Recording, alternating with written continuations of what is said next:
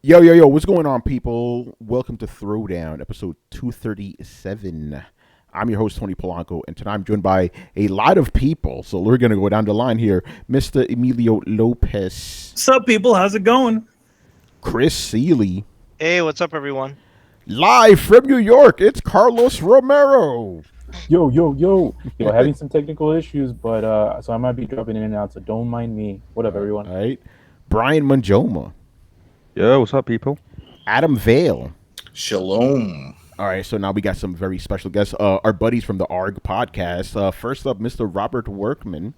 E3 leaks have cost you your strength. David Giltonen. Ahoy, hoy. And, man, we haven't had this dude on forever, man. My man, Andre Tipton, Otaku, man. What is going on? It's Shaq. Oh, man. All right, people, you already know. Well, we can't do a Shaq. Yo, you do a great Shaq, too, man. I love it. Yo, you know, check it. You saying Man, that? Kobe needs to go sit down. Kobe needs to sit his ass down. Yeah. I saw you an inside drive or something. Watch the shop on HBO. My man LeBron. All right, people. It's because I'm on. It's because I'm on. Yeah. Anyway, so a lot of news happened today, but we're not going to talk about any of that shit because it's E3 time, man. By the way, this is a little bit of a sequel for me, Robert and Andre and David, because we kind of did this a couple of nights ago, on the ARG podcast. But now we're going to do it here with the Throwdown crew. So basically, what we're going to do, like we always do, we're going to run down through all the major conferences that are going on, minus Sony. Then we're going to talk about some of the other third party games or whatever, and then just our wild predictions, which is always my favorite part. Anyway, before that, David, Robert, man, what's going on with the ARG podcast lately? Well, we did take a week off last week after we did a Metroidvania episode with the one and only Jeremy Parrish. So that was like a real pleasure and a real treat, honestly, to have him on. That's been kind of long in the works, like to kind of get that on. And I know I'm going to be doing a recording sometime this weekend, I believe tomorrow. It's kind of a little heads up now with someone who is working with SNK on those Neo Geo mini consoles, like the one with the Samurai Showdown artwork on them and stuff. So we're going to get more of an inside look into that. So and aside from that, we did do a recording earlier this week with you guys. We're with like Tony, Andre, and Robert, and like a bunch of other people, along with like Paris Lily from Gamertag Radio, in regards to like pre-E3 stuff and like hype and all that. Yeah, so we got like Paris on the show like for the first time ever, even though Danny Pena swore we'd never get him on the show. Yeah, which is kind of showed him. Hashtag Danny Secrets. What did Danny do? He just forbid? He's like, it is forbidden. No, he didn't say it was forbidden. He just like Paris will never work with Robert ever. Yeah. So that's what he basically said. He talked to Paris and be like, "You shall not pass." You working with Robert? No, it ain't gonna happen. No. And I'm trying to see if I can organize some interviews from the E3 show floor as well. So we'll see what we can get. So we'll see what's going to happen with that as well. And I'm also talking with a buddy of ours. We might be doing some licensed game talk as well in the future, too. So we'll licensing? Well, I mean, they announced the whole, SpongeBob SquarePants thing coming back. And also Ghostbusters, too. So. And Ghostbusters, the video game remastered. Licensed games are coming back. They really are, Next thing you know, Acclaim will be coming back. Really. Oh, man, right? Oh, God. Yeah, South Park, baby. No, we don't need that. No, we really Piss don't snowballs need that. everywhere. Piss snowballs. Yeah, and Andre, we haven't had you on in a minute, man. What's going on with you, brother? Man, just doing my thing, we had a vicious attack on the site like a couple weeks ago, and I'm kind of like still trying to clean up that mess. But no, man, the site's been doing good. We're putting out more work, more podcasts, more content. So you can see a lot more stuff from me in the future. So don't worry about that. I'll be around. I'm not going anywhere. Not yet, anyway. That's what I like to hear, You ain't man. getting rid of Shaq. You ain't getting rid of Shaq. No, Round and round. I am the law. I am the law. I am steel. That's a slow, man. I am the law now. I am the law now. I am the law. Shaq is law. Throw a Shaq. Yeah. All right, man. Let's get into it, man. So we're gonna run down through all the major conferences. Usually, I think we start with EA, but no EA this year. But we'll get to them in a bit. Let's start with Xbox. What do you guys expect to see at the Xbox E3 briefing? And just whoever wants to jump in, and we'll just set it off that way. Actually, Robert, you start us off because Robert, I know you're gonna start. This may be a surprise for me, but Battletoads? No, but I mean, we're obviously going to get a closer look at Gears 5. They promised us something big, possibly a new multiplayer mode, closer look at Horde 2.0, 3.0, whatever they're on now, a closer look at the single player mode with Kate getting the focus this time around. We may get a closer look at what's going on with Halo Infinite. That might get a peek. Obviously, it's not going to come out this year. Some big surprises with the Xbox Game Pass, maybe some more original Xbox backward compatible titles. But we're going to get some surprise stuff. One game title that came up that a lot of people were talking about, including Paris, was Banjo-Kazooie. And he might be onto something because, you know, there was some merchandise making the rounds that might suggest they're coming back with it. And, you know, it is one of those popular franchises, you know, like First Four Figures, they came out with the Banjo-Kazooie thing a while back, and it sold like hotcakes. So, you know, those rare franchises, Battletoads, they're making the rounds. They're still selling like hotcakes. So I would not be surprised if Banjo-Kazooie made a comeback. And then, you know, you've got those other studios. We might see, you know, what InXile's doing next, what all those other studios are doing next. I mean, we might see what Ninja Theory's up to after they finished up Hellblade, which is still remarkable. So, I mean, they're going to have a lot on their plate. And, of course, whatever's waiting in the wings with Nintendo, because they've been suggesting we're bringing something that you're not expecting. So that could be it. Yeah, Nintendo on the Microsoft stage, that'd be pretty insane, man. And, you know, when we were talking Battletoads and Smash. Yeah, it's like it was like a guest character in there. Yeah, for sure. I mean, it'd be amazing to see. I personally don't think that will happen. Like, I would see Banjo-Kazooie being more likely than that, but it would be amazing to see as like Battletoads fan myself too. So, or Master Chief. Yeah. So, David, what do you think we're gonna see at the Microsoft show? I think Microsoft honestly is going to try to get ahead of Sony and reveal like their new console. I believe that they're going to go like full on, like as far as like what the new console looks like and like all the bells and whistles, and that's going to be like how they're going to like close the show, I believe. Otherwise, they're just going to be showing off like all the games that like the studios that they've been like kind of snatching up are working on, or what they can show off from from those studios, as well as like indie support and like all that stuff. They're definitely going to try to focus more on on like the games, and obviously like they learned a lot ever since like the initial launch of the Xbox One. So that's that's something that I think they're going to like really take advantage of, especially knowing that Sony is not going to be at E3. So they're going to take advantage of that full on. You think we're gonna get any like kind of digs over that? Like, you know how Sony dug at Microsoft like 6 years ago over the price and all that stuff at their E3? Bring out the shovels. Yeah.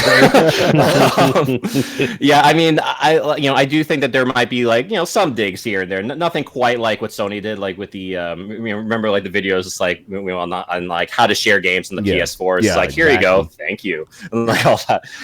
Too classy for that. Yeah. I don't think that they'll do that, but like it'll be more of like, we know what we're doing. We know what you want, and this is what we're doing in order to give you what you want. And they're going to do that while also pushing the whole notion as far as like what the future looks like for Xbox, which I think like going into like the next generation, this is kind of like a big picture prediction for me, is that this is going to be like the last generation of actual physical boxes that you put games into.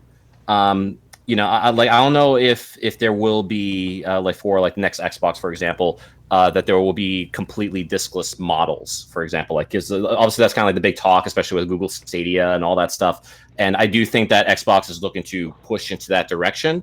I think that they're going to come out with like 2 different models like for that, and they might show that off during E3. Not 100% sure on that, but I am very certain that they will at least go into great detail with like the new console and even showing off like what it looks like and all that. Yeah, for sure. And, obviously the whole thing is, they're talking about xCloud, they're talking about streaming and all that. Dre, what's your take on that specifically? You think we're going to see more of that on the show? I think we're going to start to see the infancy of that. I am not 100% sold on that personally. But I just really want to see what the partners do. Like, all the studios they acquired through all this, the last couple of years, and I'm really anxious to see what Ninja Theory comes up with. That's like the main. And I heard something that might say something at Xbox. I have a word to say to the audience. It might instead of "fuck you," but that's 2 words, Andre. That's 2. I mean, I don't know. I mean, that's okay. Wait, the thing about it is the E3 rumor mill is just, oh my god, it's like World War Z I'm like, Jesus Christ, will you guys stop? Jesus, I mean, I keep hearing all this crap. It's oh man, it's just nuts. I'm like, I don't know. I just really want to see what the third. First party stuff we all know they're gonna bring, but I want to see what the partners bring. I can't wait to see that stuff, and I hope they bring more exclusives. Like they got to they got to give people the reason to stick with Xbox. I mean, I know PC, you can do all that stuff on PC, but if you're trying to sell consoles, man, I want that purple one. They can send me one of those. I'm telling you that today. They can send me one of those right now. But I really want to see what they do with the third party stuff, and I really want to see what the exclusives are because. Well, we know Sony's been eating their lunch. Sony's been eating their lunch for the last couple of years, and they got to come with something. I mean, they've really got to stop playing around. Well, we know that they're going to be showing off a new Gears of War, as well as like the new Halo as well. Yeah, and that'll all be on PC. Yeah, and that'll all be on PC. So I'm just like, if I'm just telling people now, like, because I have people still come up to me, should I get an Xbox One? I'm like, right now, if you just buy a really good PC, you really don't have a reason to right now. Yeah, like honestly, like I feel like if you have a PC and a PS4, there really is very little reason to have an Xbox One unless you just need like another game console in another part of your house or something like that. I don't know, but that's the only reason I see it. I mean, it's just like I love my Xbox, but like I'm like, give me a reason to keep this thing. Mm-hmm. I still think it's going to circle back around to more focus on their service than the launch of a new console. Something that'll work with the Switch, something that'll work with their current console, something that'll work with Windows PC. I think we're going to see something more aligned with that than a new console, but we'll see a hint of something that could come in 2020. Mm-hmm. Yeah, I see them doing that honestly, and obviously like having like Xbox Game Pass on like PC and even like Nintendo Switch and all that. Mm-hmm. I just like see them like still going the way of like having like their own console because they're going to have exclusives for that console that's not going to be part of Game Pass. That's my thinking on it. So. Mm-hmm. Yeah, Is Adam. there Adam. Yeah, well, go ahead. I just want to get Adam's thoughts on this, specifically the body wash. That's the illest exclusive. That's going to be the only Xbox exclusive is the damn body wash. That's terrible. Yeah, you say that now, but when everyone's smelling fresh, you're like, oh, you know what? That's it. Hey, I'm gonna look for a box too. Hey, Microsoft, I'm waiting for my box to come in the mail, man. Let me know. Well, you know what? People laugh and they're like, oh, why are they coming out with this? Do you remember a few years back they had a jumpsuit? Remember the Xbox jumpsuit that you could Oh shit, yeah. Oh yeah. And so they're used to that, but a lot of those things don't come to North America. Like even this body spray and the deodorant, supposedly it's just in Europe and Australia. So who knows? But we could order it online, so I'll get mine. Yeah, but anyway, go ahead. What do you expect to see at the show? Oh man, I expect everything under the sun. Uncle Phil is gonna go provide for us. Uncle Phil, he is going to provide. He has to. Besides it, like you guys said, with the Halo and with Gears, that's expected. But one of the things, what about that? The Gears RTS that they were talking about. I'm excited for that. Yeah, that'll be interesting. I hope that makes it. And not only do I hope that shows up, but I hope that shows up and they announce also it's going to be on Switch because that's something that they could easily port over to Switch with crossplay. With some crossplay, there you go. So I have a feeling we're going to see some of that. I have a feeling we're going to hear some of the partnership that they have with Nintendo and the whole Switch thing. Whether it's bringing Game Pass or some other service that they have, some workaround or something. And they already said that they have some other games lined up that they will be bringing over to Switch. So what I'm looking to hear just that whole partnership. That's really what I'm excited about. And yeah, they're going to announce all these other games, and that's fun and all. Yeah, but who cares about these games, right? Yeah, exactly. At this point, these garbage games. I mean, it's a tough spot because, like you all said, I mean, this is the end of that life cycle. So whatever they announce, it's like, all right, it's coming now, but are people really going to run out to go buy an Xbox? Most likely not. They're going to do the PC port, or if it's ported on something else, they'll do that. And then we also have this iOS 13 that just got announced with the whole thing supporting Xbox controllers and PlayStation controllers. So if it's doing that, and remember last E3, Phil was talking about having that Xbox service on all devices and that it was going to be on tablets and all that stuff. So then I'm sure that's going to play a part. What's that called? Because I know he's mentioned it was going to have some other name. It's not going to be just Game Pass. It's going to be some other service, whatever. But that could open up the door there. Maybe they'll talk more about how that integration is going to work. So I'm really excited for this. I hope it lives up to the hype because I'm hyped. Oh man, Chris, get in here. What are your thoughts? The only major thing I think Xbox has going from this year is probably Gears 5 for the holiday. So I predict they're going to announce that that's going to launch the end of this year. They have to keep engagement up. They probably partnered with some more indie guys for some indie stuff. They're probably negotiating stuff for Game Pass to keep people engaged in there. I don't know what exactly, but I would imagine that would be a draw for them. I agree they'll talk about the next Xbox. I don't know what they. Next I mean, box. the next box they'll Scarlet, throw out. whatever. You know, they'll throw out specs. I would love if they announce like Battletoads or something. That would be at least different. I would love if they did something It's announced. They're just going to show off gameplay or something. I just realized they haven't even had the time to advertise the fact they have a discless Xbox. This will be the first time on stage that they could actually Come advertise. on. I mean, I'm just saying they made it, so They made Maybe. they got to at least say something about. Damn, they could have given it a paint job or something. It looks so bland. Oh. I mean, to be honest, it's like it's kind of a shot. It's a shot in the dark, but it doesn't even mean anything if you don't say it's there. That's what I'm saying. It's like they got to at least Right. mention it. It's Like, I mean, how long ago was it released? like 2-3 months ago. 2-3 months ago, and then finally you're gonna now start talking about Well, it. They Yeah, haven't had no, a stage. I don't They know haven't about had a that. stage. that's pointless to talk about now. Like they have to move everyone into being hyped for the next generation, and The then they next have box. to push their content now because if they're investing more, XCloud, whatever they want to call it, is just Xbox Live. It's just as they're leveraging Azure to do more features. But what they need to keep engagement or increase engagement is titles. So when Phil's tweeted that, oh, we have 14 studios or whatever, it's like, so you better be dropping bombs then. You better be either engaging your Exactly. fans, your longtime fans, and say like, hey, Sea of Thieves, we got this huge update. You're gonna think you're in Pirates of the Caribbean. Hey, Killer Instinct guys, we didn't forget about you. We're gonna do stuff, and there's gonna be something for you, and on the next box, and that kind of thing. You think? You know think what? There is that rumor about Fable 4. Yeah. Yeah, exactly. There you go. Yes. Yeah, so there you go. If you bring that back, that's going to help quite a bit. Do you think Yeah. they're gonna do any of the big surprises like, oh yeah, in this game it's gonna be released now? That type of thing. Like, hey, They'll have like some of indie these title, games like are out. They're doing the Nintendo thing, you think? I think they might do some like smaller title that they'll have like that sort of like release on those. Like, oh, you can download it right now. Kind of Right thing, so. now. Yeah. It's under your seat right now. Oh my Right, yeah. Or my nightmare, they'll talk about Fortnite, the new season, and then they go, oh, by the way, you all get the purple Xbox, and then I'll go in there and go, I'm gonna beat the hell out of all of you. You know what they should have is the Xbox like wash like underneath like their like seats. Like Oh, you're gonna give You a all Bath and Body Works bag with all the Yeah. No. That's the only way they're going to get rid of the discless X. You all get discless Xboxes. Why would you give me that?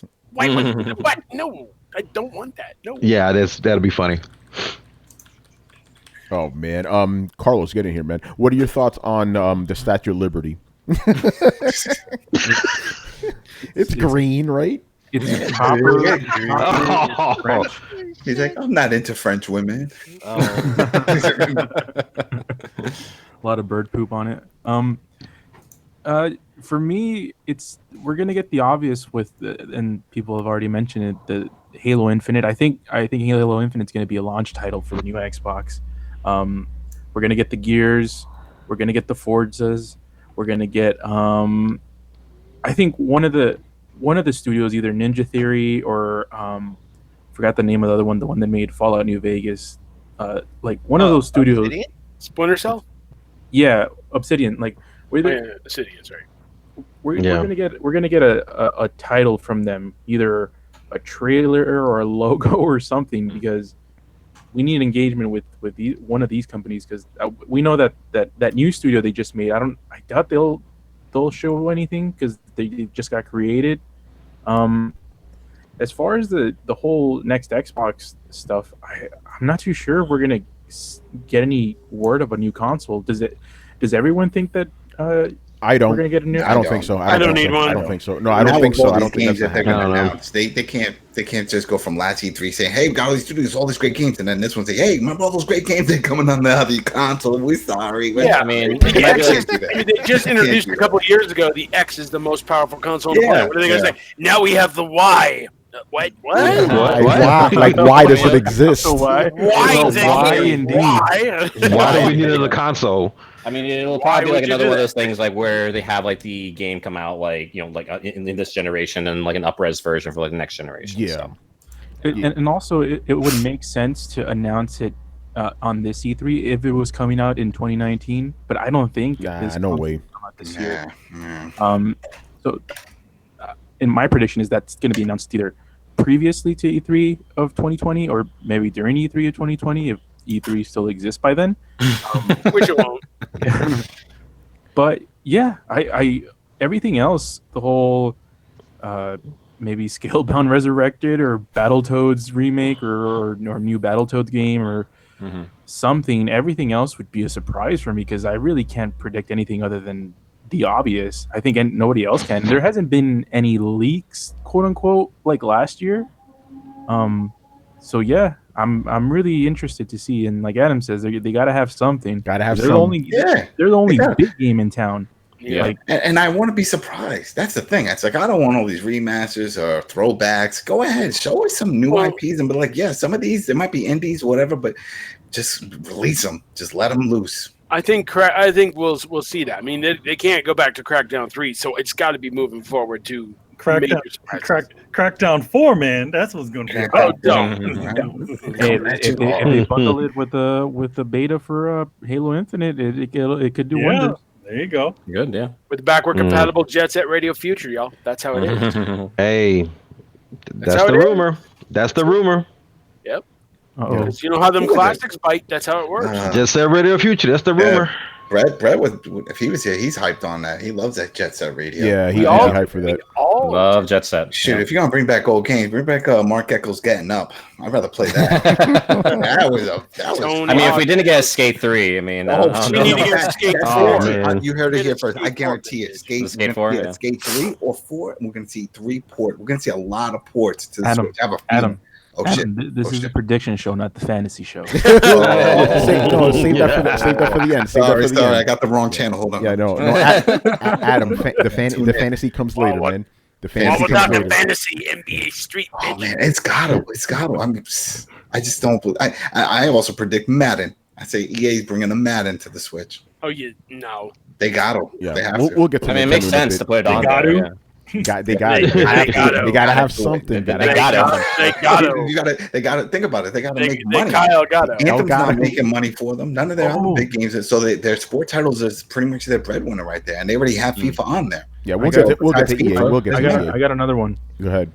Todd Howard is going to show up in this conference. Oh, of course. He's going to show up to every conference. He's going to show up to every conference. Yeah. The guy's like a rock star, so of course. And Ubisoft's going to show up too, and they're going to show up with Splinter Cell. Oh, man, that'd be insane. That'd be I just want a new crazy. Splinter Cell, honestly. Like, I'm a huge fan of that franchise, and I've just been waiting for a long while for like a new one. And That I would be mean, amazing. And now that especially if we get Metal- Michael Ironside back as Sam Fisher. I mean, that would make my day. So That'd be awesome. All right, Manny, Xbox, Microsoft, go. Predictions. I don't know. I mean, I agree with a lot of the stuff that's already been said in here. You know, where they probably will do like they did last time, or they'll roll out a little bit more information about the new Xbox. I mean, they have 2 hours to show stuff, so you know they got. I hopefully it's not just they're not going to bore people by telling you how their streaming service works.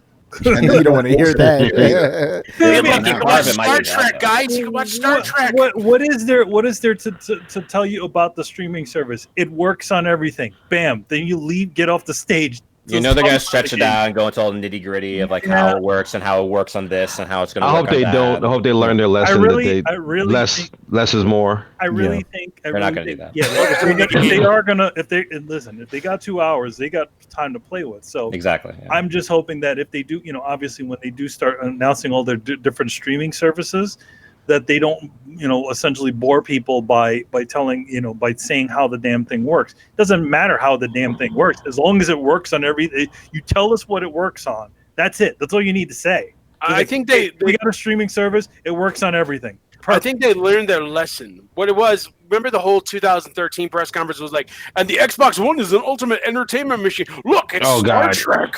But I think they learned their lesson. But the funny thing about that situation is that wasn't even their the press conference.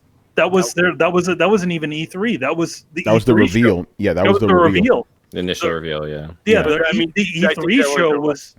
I mean, the E3, consistently from there has always been about games. They've never talked about all the different exterior, too much of the additional things that you could do with the console. I mean, the most was friggin' Quantum Break. Where they talked about the Remedy game. They talked about the TV, that thing that was connected to it, but other than that, that's all they did. So I think this time around, it's just going to be like, you're going to go through games. You're going to spend a little bit of time on their little their streaming service, and then maybe throw some megatons inside of there. Like maybe some games that people have really wanted, maybe like a Battletoads or a Fable. That Fable game that's been completed for years but never released. That game. It's like Duke Nukem Forever, like all over again. No. I mean, as far as I remember, that Fable game was canceled at like literally as soon as it was going to. Legends, but it won't. If we do get a Fable, it won't be that same iteration. It's gonna be It's gonna be a direct sequel to Fable 3. Yeah, I think they've learned their lesson. I think what we are going to get is a focus on the games. I think they are well aware now, more than ever before, that they don't want to screw their audience around. I mean, take a look at the numbers. Their numbers are 50 million less than Sony's PlayStation 4. They need to have their audience up now more than ever. So they do not want to ignore their gaming audience. So I do not think they're going to do that. I do not think they're going to screw around. If anything, they might focus on talking a little more about their Game Pass and what games are coming to that a little bit more, and they might talk about their backward compatibility a little bit more. But other than that, they're going to focus on their game studios. They're going to focus on their third-party support. They're going to focus on their partnership with Nintendo. They're going to focus on the points that are going to matter. I think their showcase is going to be better than last year. And you're talking to a guy who went to their press conference wearing a Battletoads shirt. Right. But that's why I think there is going to be like a focus on like Xbox Game Pass and like how it's going to be on like every like console under the sun except for Sony's, obviously. But just to kind of like make it so that the Xbox brand is on more platforms, and so that you do have like a higher chance to have like a better like I don't know, like have like a better outcome as far as like more users in your user base, like as far as like playing your games and like all that stuff. So it's just about getting that Xbox brand out there and into more homes. So. I think they'll have a good showcase this year. Yeah. Brian, any thoughts on Xbox? I think just more of what you guys have just said. So, lots from the big studios. So your Halo, your Forzas, your Gears. Lots of ID at Xbox. So I think that's where the Xbox Game Studio games come in. Yeah. Maybe some talk about next gen Xbox, because I'm sure that they have something to say. Because if everyone is thinking on the same page, then around 2020 is like when the new consoles will drop. So maybe they'll talk about at the point where they'll reveal it or something like that. Game Pass stuff, and I think that's about it. Really, I can't think of anything else that it can really show. Yeah. Does anyone think that they'll announce another acquisition of a studio? They could. I could see them announcing several acquisitions, to be honest. Yeah, several. I wouldn't be surprised. Some really big one. What if they acquired somebody like Sega or Capcom? Just by EA, man. Just buy EA. That's all. This is just buy GameStop. Make GameStop the Xbox distributor. EA is the Titanic at this point. It's like selling it while it's sinking. Damn. Take it and sell off the other scraps for parts. Buy EA so you can buy BioWare and then sell EA again. Yeah. You know what? I'm gonna bring back 3DO. I'm gonna use that as a segue. Even though they're not having an official press conference, they're still going to be streaming. What do you guys expect from EA? And I'm just going to let you guys go, because if I'm going to go down the line, I just realize we're going to be here forever. So just go. Okay, I'll jump in first here. The main reason we're all going to watch EA, I think it's pretty obvious. Skate 3.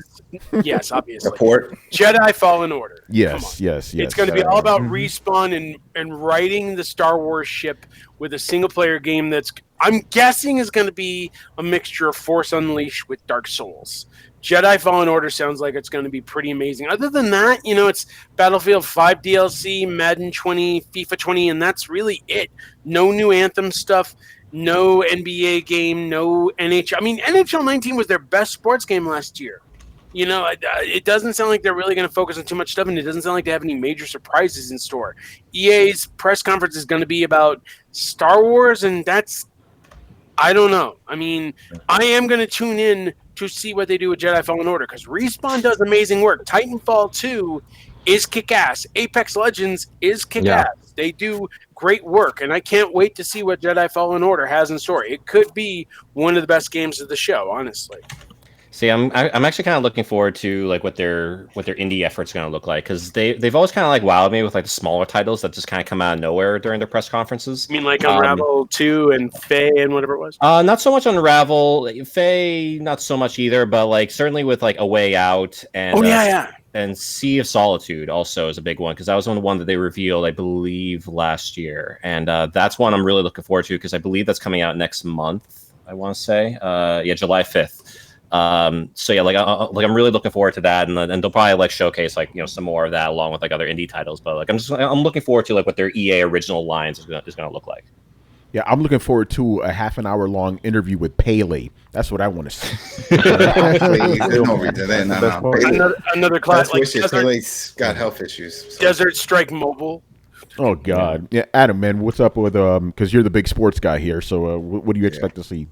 Just that, the yearly offerings of another FIFA and Madden and Live. I really wish, and this is a far stretch. You guys talking about wishings and stuff. The Street series, if they could bring back NBA Street and NFL Street, that would be great. That's if they could get like more arcade sports games out there. That'd be amazing. That would be great. I wish if even we can get those older ones just ported over to the Switch. I see a lot of ports to the Switch. I think that's the best way they're going to make money, because like you guys said, they don't have anything major to announce. Besides the sport games, they really have nothing besides Star Wars. So what else can they do? Well, just start porting shit over. Just port whatever you can over. Right now, everybody's buying up all these old games and these remasters on that device. So like, you know what? Why not? People always bitching about they want this old game, they want that. All right, let's put it on that platform. We'll overprice. We'll charge an extra $10 or something and see what happens. And you got to remember what EA used to say: they will never go back to a Nintendo console unless it sells a certain amount. So remember like Ubisoft. I remember that. Switch is there. Switch is there. They've been doing it. They've been doing it with FIFA. The last two FIFAs have been on there. FIFA 19. But I mean, they need to come back. Need to come with it and bring some more stuff. Because that's what I'm saying. That's why I think this will be their time to shine on that front, because they have nothing else to offer. Yeah. Yeah, true. I think now we know why they're not. That's their service. If they just spend an hour promoting. What, on Origin? Origin, yeah. Oh Jesus! Yeah, because they got like 3 versions of it, right? So you mean the three people that actually use Origin had to sign in that day? What the fuck? Right. If you just release Dead Space for Switch. I used Origin once, and that was it, man. Trademarks renewed. Yeah. But then you have EA Access for Xbox, and then you have the one that's for PlayStation, and they all don't talk, right? You need separate accounts for all of them.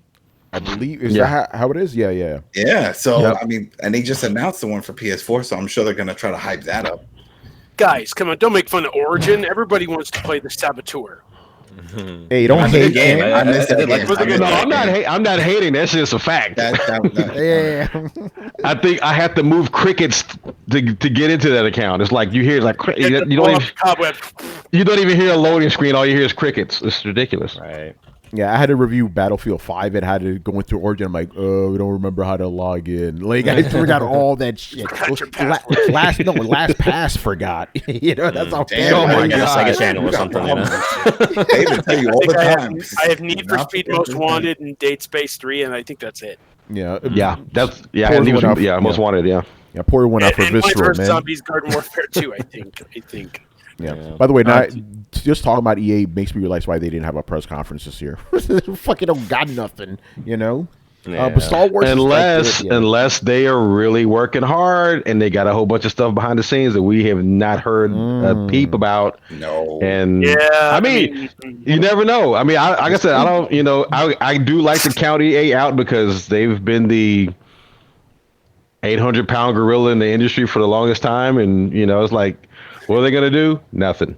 I mean, Honestly, it's just gonna be sports, Star Wars, Maybe. or whatever. Well, like, and NBA maybe. Live Like, I 20. am excited about Star Wars, definitely, but I'm just like, that's all you got? but honestly, and Just Dance. I think Oh no, that's Ubisoft. If they bring back Ubisoft. NBA Street, I will eat my words. Sure. Oh man, Yeah. oh yeah, oh god, Yeah. they do that. Because NBA Live 19 didn't sell worth a shit. They probably understand that by now. Hey, how about all this Def Jam talk? Maybe they'll. Hey, never know. Maybe. Yeah, I'm you know, wishing. right? Nah, it's all a wish list, but hey, you never know. I mean, you threw it out there, Andre. Come on. The trilogy of Right here, son. Def Right Jam, here, Def son. Jam Vendetta trilogy. Got an Well, arm remember distance there. Playground? Playgrounds, it made Or some I'll money, even so say they got picked up by 2K. HD. So it just showed Yeah, I that know. there is an interest in the arcade basketball. So Yeah. Yeah, Carlos, what were you gonna say, man? Like I'm playing that tonight. No, I had a joke, but it won't work anymore. Never mind. Did I It's ruin already it? old. Yeah, I was Yeah. like, 3 seconds ago. Expired. Yeah, I think that's all we got to say about EA, right? Anything else? no, but Not I'll say the joke because Yeah, go ahead, it's man. still funny. So it's like because I think Andre mentions like, well, they gotta. I forgot they're gonna show something like the elephant in the room, and I'm like, I was gonna say, well, I'm pretty sure we're gonna find out about the death of BioWare via press release, not through the presentation. No, they won't mention anything on stage about that. But Dragon Age. Yeah, you think Yeah, that's that's already I been. don't know about that. No, yeah, that's. well, you know what? You know what? Maybe that could be announced by Microsoft. What if they buy BioWare? I'd love Oh, that. yeah. Still part of EA. That would be so No, amazing. that's Part what of I'm saying. EA. If they Still part of EA, buy it yeah. off of EA, it's like EA needs some money. They're like, yo, Nah, which studio do you want? We got blowout sale. And I think you need the death of Everything I think must you- go. Yeah, Everything must go. yeah, Yeah, you need Adam, Dragon Age to fail first before that happens. you Yeah, I know? think And so. And also, speaking of fantasies, the one that does have more of a higher probability to happen and would be the biggest megaton is if Microsoft announces a partnership with Bungie again. Bungie already got free now though, and they're gonna hang on to that freedom for a while. I think. Yeah, but Well, I mean, last they time pair they with got freed, Google? they went into the devil's lair. Activision, yeah. Didn't they just pair with Google to The give away Crowd's their lair, yeah. Don't they just pair with Google to give away their game for free though? Yeah, free to play. Aren't they changing it? Yeah, remember they announced they're going to change the name and all kinds of. Like Yeah, the Destiny 2 complete collection or something like that. yeah, you something know. like that. But I think for me, what I'm looking forward to most from the EA press conference is more awkward interviews with developers in the audience. Yeah. So what's your game called? It's called Pants and fuck the Oscars. I want more of that guy. I want more of that Yeah, guy. bring him. Way Out the 2. conference. Hey, I will take an announcement of Way Out 2 if he writes it on his butt cheeks. That'd be great. Right. Yeah. Oh damn. Oh man! All right, let's move on. Ubisoft. This is an actual press conference. So what do we expect to see? This is an from- actual press Shade, Tony. Wow. First off, I'm eager to see what this roller derby game is that they Yeah, see, that's the one I was talking about. Yeah, whatever the name of it that. was. And then also Watch Dogs Legion. I want to see more of this. And then I want to see a teaser trailer. I know it's not till next year, but whatever this Assassin's Creed Vikings game is. Ooh. I want to see what this game looks like, at least a teaser of it. And then, of course, a little more Splinter Cell if it becomes an actuality. We could just play God of War. There you go. Your teaser and everything right there. They're gonna have to something. beat that. But you know what I'm hearing? I'm hearing a Mario and Rabbids sequel. Yeah, that's what I want to see. I would love. That's what I want to see. Because that was a hell of a lot of fun. That was a nice little slipper. And have, Miyamoto come back out with a bigger gun. A bigger. We got bigger guns in this one now. Look at it. Yeah, It's a rabbit gun. Yeah, I think Mario and Rabbids 2 is the thing I'm looking forward to most if they do announce it outside of Splinter Cell. Because for me, Splinter Cell is everything. If there's no Splinter Cell for Ubisoft's press conference, I will be super disappointed. Honestly, They I failed. I like how David failed. says... Yes, you failed your team. I like how David says Splinter Cell is everything, but Mario and Rabbids 2. Yeah, well, that's second after Splinter Cell. Yeah, But you so say it'll be everything, a but it's not consolation prize. It'll be a consolation prize. How about that? But it's not everything then, David. So Splinter Cell is 99.9% of everything. Okay, so it goes 0.01. Okay, gotcha. Point 1, yeah, will be. It is most of everything. I think they're going to spend most of Michael their time Ironside is the rest of it. Yes. I think they're going to be spending most of their time promoting that Ubi Pass. They're gonna start Oh. promoting that. So I want to see what that and is. trying to explain how that works. And is Will that be gonna, passed on everything? Maybe. well, there you go. That's what I'm gonna. Yeah. It's like, is that gonna be split up like the way the EA one is, or is this gonna be across all platforms? I mean, everyone's going to try to do their own Netflix model, pretty much. Yeah, at this yeah. point. So, You know, yeah, so- that's what the future of gaming, I think, looks like. And Oh. I'm not excited for it myself, but I think that is exactly where it's going. Yeah, unfortunately, the biggest thing for me would obviously be Splinter Cell. If they do that, that'd be insane. Assassin's Creed, I don't know. Like, I didn't even think we were gonna get a logo this year. Like, nothing, But yeah, Splinter Cell would be the big one. What else do they have? I don't really care about the Rabbids game. Who Just cares? Dance. Yeah, the illest game ever, They right? said they had a whole. What was it? They said they had like a handful of games unannounced. So we already know a little bit about the rollerball. We already know a little bit about. There was another game. New Beyond IP. Good and Evil 2 is another one. Is that- Scott Pilgrim versus the World HD. Maybe. Maybe. I mean, it'd be cool to see, but I mean, Come up that'd for be 10th small. anniversary. I mean, Yeah. But yeah, I think Beyond Good and Evil 2, they might show off like a little bit more of that as well. I know they've been kind of like keeping up with that, like with the live streams for that. But I think for like the big stage, they'll show off some more, and like they won't get too in depth with it, but just a bit more of it. Ooh, Can I hold go on. back to Microsoft real quick? Yeah, go ahead, man. And this stems from something that King Pickle on the chat mentioned about Cyberpunk. Is it possible, since CD Projekt Red doesn't have a press conference, that and we know that Cyberpunk is going to be at E3, that we might get something in the Microsoft conference? I think that's a good place to put it, actually. yeah, they did Yeah. it last year. Remember, that's where they premiered it. That's right. Yeah. That's right. Yeah, you know what? That actually makes perfect sense. Yep, they'll probably have something else this year. I bet Yeah, I can't wait Paris for is that going to go game. crazy, right? Again. he's gonna have pop out at like an expression like he just saw boobs for the first time. Yeah, exactly. Is Aisha Tyler going to be hosting this Ubisoft? Or? No, No, they should bring her back. She's amazing. Yeah. she should be part of the retro collection. Whenever they do like retro shit, they should bring her out just to cover those things. Yeah, I'd be totally down with that. Yeah. Yeah, let me read some of the chat. Black Metal Gamer says Rayman. Rayman would be fucking Oh, awesome. a new Rayman. Oh, Yeah, yeah. New Rayman would be great. Rayman New would be Rayman good. Legends. Yeah, please. Blood Dragon 2 is another one. I That would saw be there. good.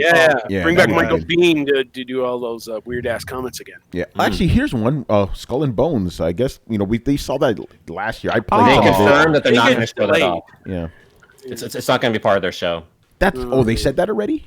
They Yeah, confirmed early it's not going to 2020. be on there. Wow, because Yeah, last year was such a big deal. There you know? was a PC game that was doing exactly the same thing. I think they're redoing a little bit of it there. Yeah. So it was like that was a smack in the face because it was like, oh wait, there's a game already out like this, and it's not even Sea of Thieves, it's something else. Right.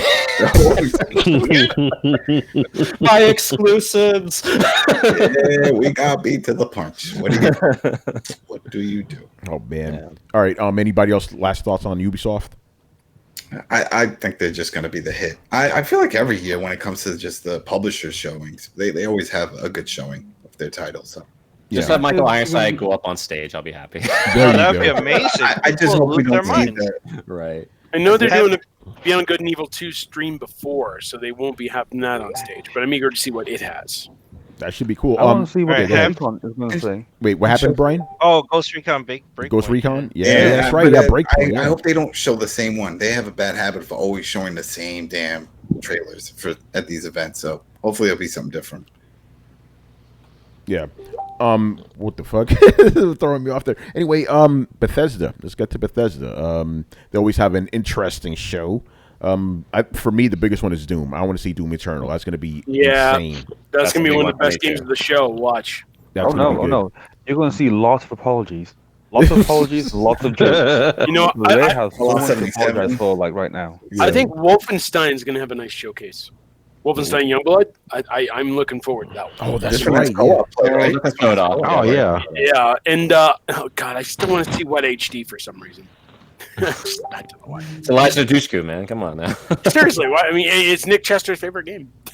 Massachusetts own Elijah Dushku. So yeah. Because I know we're not going to see Starfield, and I know we're not going to see Elder Scrolls 6, so we're probably, it's hard to tell. I mean, we're all going to see. 77. Well, Yeah, right. You don't see any other Fallout ports or No. other ports. Maybe this some week? I mean, Fallout DLC. So I mean, I think they might mention like a little bit about Fallout 76, like extra stuff, but I don't think they're going to give it much time at all. so the highlight of Bethesda is just id Software. Yes. Basically, yeah. Yeah, it's going to be the Doom show and maybe a couple of surprises. Unless they have some sort of like surprises that we're not aware of. So Yeah, here's one. Black Metal Gamer says Evil Within 3 he wants. Yeah, I've heard about that. Yeah. that's That'd been be nice. baking, I think, for a while. Yeah. Yeah, Fallout 4 for Switch. I don't know about that. Dude. Yeah, I wouldn't be surprised because they said that they sold very well. I mean, they got Skyrim to work on Switch. Sold, so Yeah. Skyrim. True. That's true. So yeah. I could easily see them porting over. And Somebody's talking on Facebook. Yeah, so I hear that. Yeah, who's talking, man? Who's chatting right now? You know, someone's spoiling the show. yeah. Someone's chatting with their girl right now, man. I said, hold on, baby. I already said it with HD. What you want? Baby, I'm doing a podcast right now. Video games. You lying motherfucker. That's another woman, you asshole. You probably like in that Black Mirror episode. You pulling that shit. Oh, I said I'll get after you after the show. that's game related, Tony. We could say that shit. That was game related. Oh, Damn. Okay, what about Dishonored? Arcane Studios. Anything? Maybe a port of that for Switch? man. Maybe, but I think There's that's the only nobody Dishonored thing they working on could possibly hear about. So, yeah. Rage Then they 2 do- DLC? I mean, Too soon. it's hard to say. It's too soon.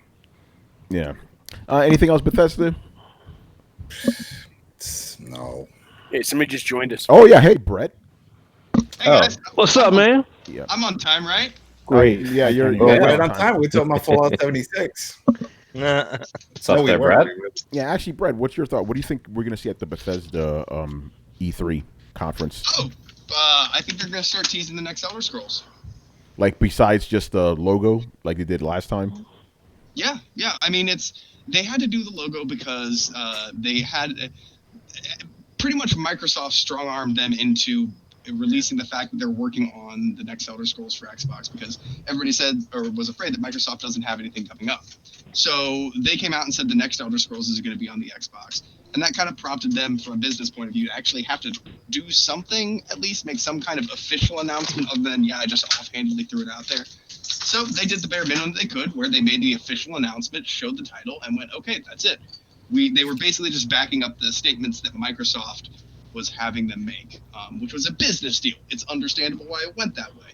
But I don't think they were necessarily ready to or wanting to throw it out there, which is why we just got the logo. So I think this will be the first real announcement. That was more Xbox PR. This will be the real announcement. And I imagine you'll see some sort of gameplay. Probably very rudimentary, maybe even just some CGI. Well, not It'll just be CGI, mountains, you know? There you go. It'll be. They may show you the wagon scene, the equivalent of the wagon scene. The first 5 minutes of the game or something. Yeah. All right, cool. I think we'll move on now. Square Enix conference. Phoenix. So, besides Final Fantasy, what are they going to add? The Avengers. There's the Yes, Avengers. let's talk Avengers is about gonna be the that. big one for them. Yeah. Do we know what kind of game this is going to be? I'm hearing it a little bit like Marvel Ultimate Alliance meets The Division. Yeah, Because you're it's kind of gonna like an be action like RPG-ish like sort of thing. co-op, action adventure, role playing, combined co-op stuff. Yeah. And we talked about this in our podcast. I'm like, okay, so you're going to have that and then actual Marvel Ultimate Alliance. So how is that going to work? You know, like I said, I just heard stuff, but I mean, like I'm hearing like co-op elements, different characters, like stuff that opens up during missions, customization options. I mean, Crystal Dynamics and Eidos Montreal both worked on it, and it's supposed to have like huge 3D worlds and stuff like that. So, I mean, I'm hearing also. I mean, and also I'm hearing it has tie-ins with possibly with Sony's Spider-Man game. So interesting. Interesting. Okay. Yeah, I mean it's Avengers, so I mean from what I'm hearing, like Thor's in it, Hawkeye, Iron Man. I mean, Can you make your own character? I don't know, like make your own Avenger, Tony Man. I don't Tony know. Man. You know people want to do that. You know people want. They want to make a character. They want to make a superhero. And then run through Yeah, it. Tony's gonna sit there. Look at me. I'm a Stark, bitch. Yeah, right. I mean, as long as it doesn't fall in the footsteps of what was it, X-Men Destiny or whatever that game was. That came out. Oh man. That was another game that allowed you to do that. Remember, so I'm a little wary about anything that has a focus on create a character in a universe where you already have all these characters that you'd rather play as anyway. DC Universe did a really great job of it. Yeah. Yeah, well, it's an MMO in that case, so. Yeah, it kind of has to have that. This is an online co-op game. I mean, it's not. We don't know though. We have no idea. I think we could do offline too. I mean, the whole presentation is supposed to take place on Monday, so we'll know a lot more details then. They may not even talk about the game. Who knows? No, they will. They're They're going to reveal talk about it. Okay. They already They've been said hyping officially. about it. Oh, Yeah, okay, they're okay, going to okay. officially reveal it, and they're going to have an E3 Coliseum. This is how mistrustful I am of Square Enix. like they do this type of shit. Okay, that's Well, after good. like how they've been handling the Chrono franchise, like I'm totally with you Oh on my that God. front. So, Yeah. if they announce like talking about Chrono, like have like a Chrono break, like have that come Chrono back in some break. way, then they'll get all my trust completely, 100%. Oh, here's an interesting one. A new Deus Ex game, maybe. I would love that. I don't That think would be that's going to good. happen I because would love that, but that's not going to happen. Yeah, I would yeah, love that. Eidos Montreal is already working on the Avengers. I don't think that's likely. Yeah, no. Yeah, that's probably not going to happen. I mean, can we be honest here and say that like we're looking at B grade games? Like it's The Quiet Man. no, okay, like the Avengers, like It's not even B. it's a good game. Minus. This is trash. It's not the heavy hitter. Like Deus Ex is a heavy hitter. That's coming next gen. I feel like. I don't think like that's going to be a this gen product. I feel like there's certain titles that carry enough franchise weight that they're not going to bother at this point, not pushing them off to next gen being as close as that. Yeah, I agree with that. It's probably going to be smaller titles. The biggest one is probably going to be Final Fantasy, which I'm going to predict they're going to release the first one this year. I think that's going to happen. That'll be their big game. You know, hopefully not during November because too many games are already coming out in November. I mean, that Right. would be cool, but I don't know. No, I foresee them doing Final Fantasy where they'll release an episode. They'll kind of release it in parts, like they said. Well, And here's- two. There's only two parts. They confirmed that. I Only know, two parts, I yeah. know. So they'll release it in two parts. The first part will come out. They'll milk it. The second part will come out. They'll milk it. Next gen release, they'll release it as a full game and milk it again. I could see that. I could see I that. want to see them come out with like a multi-disc version of it, just like how the original game was. See, I just don't. Pop in this too. I'm, Yeah. I'm probably the only person in this chat that's not even really excited about it. I'm not either. I mean, Aerith and Tifa will be fine. hot, but you know. Manny, go ahead. I'm fine with but I really didn't need another Final Fantasy VII remake. To be Yeah. And It looks cool, but And, I'm then, not. and then the other thing about it, it's like, okay, so we're gonna remaster, but it's gonna just be like the last Final Fantasy, and I really, to be honest, that's not Final Fantasy to me. That's just Kingdom Hearts with a Final Fantasy skin on it. With the action elements too. It's gonna Yeah, be action. It's gonna look great. You're gonna be happy. You're gonna be like, I'm so happy. I know, Yeah, see yeah. Sephiroth. They're gonna be hyped. You're gonna scream Yeah, right there. to be honest, I'll just wait for if anything's gonna happen, I'll wait for both parts to come out and buy them both together. Let's be honest, though, it's not going to be the same experience. Okay, here's the best way I can find it for you. Like, Final Fantasy VII had like a weird halfway between chibi and realism design, and I realized that the new Final Fantasy games have gone like hyper realism, but they leaned into the weirdness and the quirkiness even in Final Fantasy VII. Like, some of the scenes just won't work. Like the best scene I can give you as an example is, remember the scene where Cloud makes friends with all the half-naked bodybuilders? Yes. That's in the game, by the way. I know it's in the game, and it doesn't work in the new art style. It's not fun and kooky anymore. It's weird and creepy. And I think, Yeah, it wasn't weird and creepy That's before. Japan for you, though, man. It's Japan It was, for you. yeah, it was pretty weird before, but yeah. I Yeah, see but now what he you're has saying. these big buff dudes around him. It's like, yo, it what was is hilarious. Hey, buddy, what's going on? I mean, the cross-dressing scene is going to come back too. So Yeah, it there's is. that. It's just not gonna. It's not gonna be as funny. I don't think. And that's just me. The tone of the game, I feel like it's changed. Maybe it's just me as a 35-year-old. And by the way, they're also going to have Dying Light 2 and whatever this People Can Fly developed AAA shooter too. Ooh, Dying Light 2. There you go. Yeah, and the Bulletstorm developer is going to have the new People can project. fly. Yeah. Yeah. So I mean, they're going to have some surprises as well, which is kind of nice. Yeah, I think, yeah. Well, and then some people are saying there's something about Star Ocean, like either a remake or they're bringing a new one. I don't know what's going on with that. And I thought I heard something about there's a new one coming out, but I just don't know if it's I think it's a remaster of the PSP, the last PSP game. Okay. Yeah, I think that's that, but I'm not sure. Yeah. I mean, if they come out with a new Star Ocean before they come out with a new game in the Chrono franchise, I'll be so upset. David's gonna So riot. freaking upset. Yeah, I mean, this all kind of stems back to, honestly, from like when they was it like back at like E3, I think like, I don't know, 2014, 2015 or something like that. They did some like promotional video and they played Frog's theme from Chrono Trigger. Yeah. And they're like, they're like showing off. It's like, oh, there's gonna be Just Cause and like this game and that game or whatever. And the Frog theme is playing and like they're saying and more. I'm like, is more Chrono Trigger? Like, it's like, no. It's like, what are you doing? You're playing with my emotions now. It's like, it's just, I'm just like so done with like anything that they're doing RPG wise, unless it's Chrono Trigger. I'm just like so done with it. Seriously, David is about to Chrono break. I'm gonna have a Chrono breakdown right now. Yeah. Yeah, a couple of things from the chat. Riku Sun One, who's one of the founders of Throwdown. What's going on, Riku? He says Star Ocean 1 and 2 got remakes for the PSP, and those games are coming remastered and coming to PS4 and Steam. Okay, so there you go. They're coming. Square, you're killing me here. You're killing me here, Squeenix. Yeah, and 2DX, I think I know who that is. We'll get to Konami in a little bit. Anyway, any last thoughts on Square Enix? Dragon Quest 12. So fast after 11?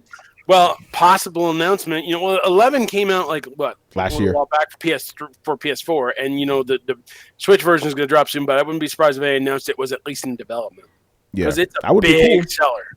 Yeah, that would be big. Yeah, and the last one sold really well. Hearts 4, so, yeah, no, that's not going to happen. They're going to announce Chrono Break either. Sorry, Dave. Yeah. All right, let's get to the other big one, Nintendo. We got to talk about Nintendo. And Chris, I want you to start us off. What do you expect to see from Nintendo at their Direct, I guess? Well, not just fanboys. Like they need to keep that momentum up. I think they will either tease something again for Metroid, or have a little bit to show, because we know from the financial interview with the current president of Nintendo of Japan that they scrapped whatever they were working on for Metroid Prime 4. Mm-hmm. Probably, my guess is they handed it back, the reins back to Retro, and they're trying to use whatever they got to fix the game. But probably the priority was get something that we can show, so that people are still that we keep the hype up for the game. So I think they're going to show something for that. I haven't seen Jack for Bayonetta, so I'm going to assume they're going to show something for Bayonetta 3. I don't know. They'll have more Link's Awakening, because that's going to come out soon. And I don't know what the big thing for the holiday will be besides Pokemon, but they already did a Pokemon Direct. Yeah. So they'll talk about that, but they'll probably have the Treehouse guys talk about it, and the Pokemon Company will be there. So I don't think they'll do that much with the main presentation. I don't know, out of the main stuff, I don't know what else they have on cooking, because like I don't know if there's like this they would announce another Zelda when they have. Is there an Animal Crossing in the works? There's an Animal Crossing in the works. Yeah, there is. Animal Crossing is supposed to get its own Direct, from what I heard. Animal Crossing is fucking huge for a lot. And the Direct is supposed to be like over 35 minutes long. 45 minutes total. Yeah. That's so what I hopefully heard. more Link's Awakening as well in that case. Yeah. Yeah. I want some more of that Link's Awakening remake. Doing that one, right? You'll probably hear about Luigi's Mansion 3 and stuff like that. Yeah, Luigi Mansion 3 is already confirmed. Marvel Ultimate Alliance 3 is confirmed.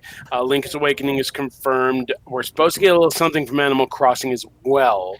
From what I understand, Cadence of Hyrule may get a surprise release next week. Mm-hmm. Yeah. That's that indie one that features like the essence of Link and stuff like that. From what was the developer that worked on? Shoot, I just looked it up. And then I'm also hearing about Metroid Prime Trilogy. I'm still leaning on this one because I want a physical release with a steelbook case, just like the Wii version. I think that'll get announced like to kind of tie people over for Metroid Prime 4. Yeah. And there's rumors of an unannounced fighting game. Oh, really? Oh, that's not Smash Brothers. No, it's not Smash related. It's something with. Is it made by Nintendo? Is Nintendo? I don't know if Nintendo's publishing it, but they've got a really big hand in it. Okay. I don't know if it's. I'm hoping it's a Tatsunoko, but I don't know. It's supposed to be like I don't know. That's what I just heard. It's like an unannounced fighting game. Nintendo's back. Nintendo's supposedly either backing it or they have like a lot of influence in the design of it. So we'll see. I don't know. Yeah, Chris. I'm really waiting to see. I want to see what Platinum Games is coming out because they've announced they've got like.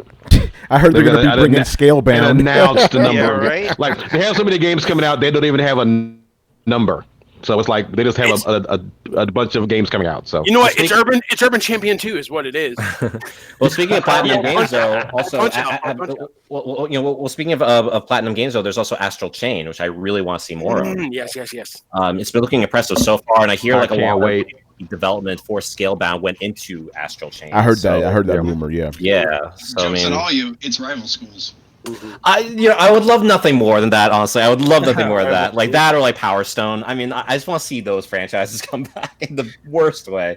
Can we have Punch Out back while we're at it? I'd love. We're gonna see a Ninja Turtle game. I mean, Punch Out's not a fighting game, Sega's going to announce the Dreamcast 2, right? You know that, right? So that's when all those Nintendo, games are coming on the Dreamcast 2. Andre, You're playing with my emotions, Andre. We got the Atari, the television. Why not? You're playing with my emotions, Andre. I know. I'm playing with my own emotions. I'm playing with my own emotions there. I'm about to hit the podcast to go pre-order that right now.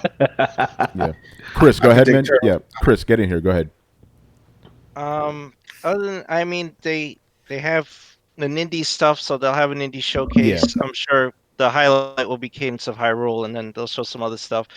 I'm hoping that they announce some bigger retro releases for Nintendo Online, because honestly, the releases have been garbage.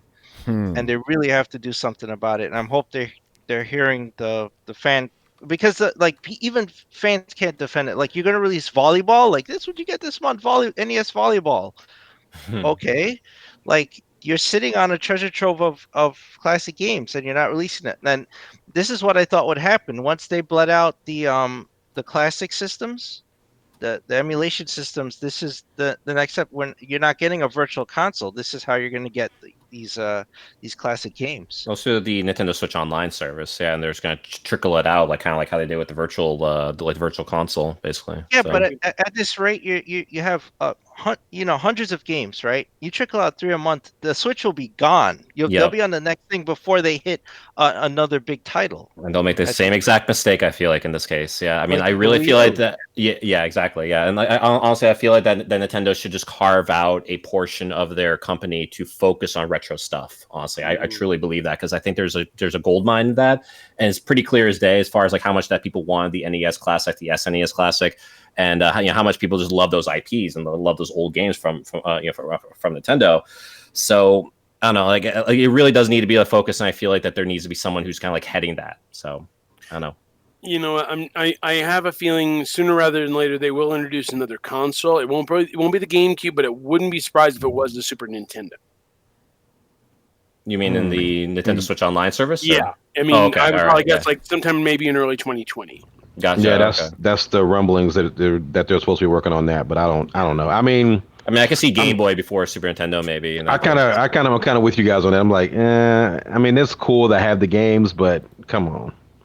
Yeah, I mean, we are kind of going into an into a digital era now at this point. So I mean, at least do a lot of third-party releases, like a bunch of those. I mean, yeah, there have been some cool games like that for sure, like just like games that we haven't seen in a while or that Nintendo doesn't directly own.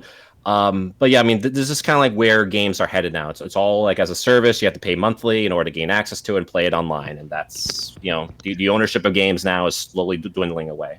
Unfortunately. Now, I do want to circle back to one more thing. There is one more interesting franchise rumor I'm hearing about, and that is the possibility of the return of the F-Zero franchise. Because I'm hearing the team behind Fast RMX, Shinen, could be working on a new F-Zero game.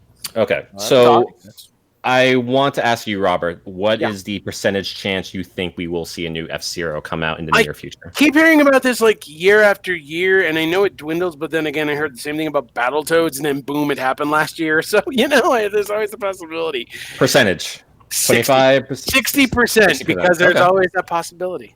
Interesting. Okay. I agree with that. F-Zero's, we need a new F-Zero. And it's always great to have a futuristic racing game. And if Shinnen's jumping on it, oh man! That'll be awesome. I mean, I think because we have Mario Kart and because Mario Kart is so successful, I just don't see a world where F-Zero really fits in unless it radically changes from what it's been before. That'd be That's my crazy. take on it. Yeah. I can see that. But Mario Kart's 5 But- years old, and we have Mario Kart on mobile, and we need something new on Switch. And Well, there's to going to be- be another Mario Kart after that. And To be another fair, though, Mario Mario Kart 8 is still on MPDs every month. So, Yeah, and they had said that they wanted to keep producing content for these older titles, so I could see them announcing some more tracks. David, I will chrono break you. I'm just trying to keep it 100. I'm just trying to keep it 100 here. So. Yeah, but hey, Adam, because you and I talked about this a lot, what do you think about the possibility of new hardware being announced on Nintendo? It's possible. I mean, you guys saw that report that showed all the holdings. I forgot what site had it, but it was a bunch of game titles holding, and one of them was like a $200 title. And we were talking about like, there's no game that they're going to sell, or even a third-party game for the Switch is going to be $200. So maybe that could be the mini version. So It's going to be what is it? Mech Assault, right? It's going to come with the fucking the controller and shit. Yeah, the hands free in that case. Yeah.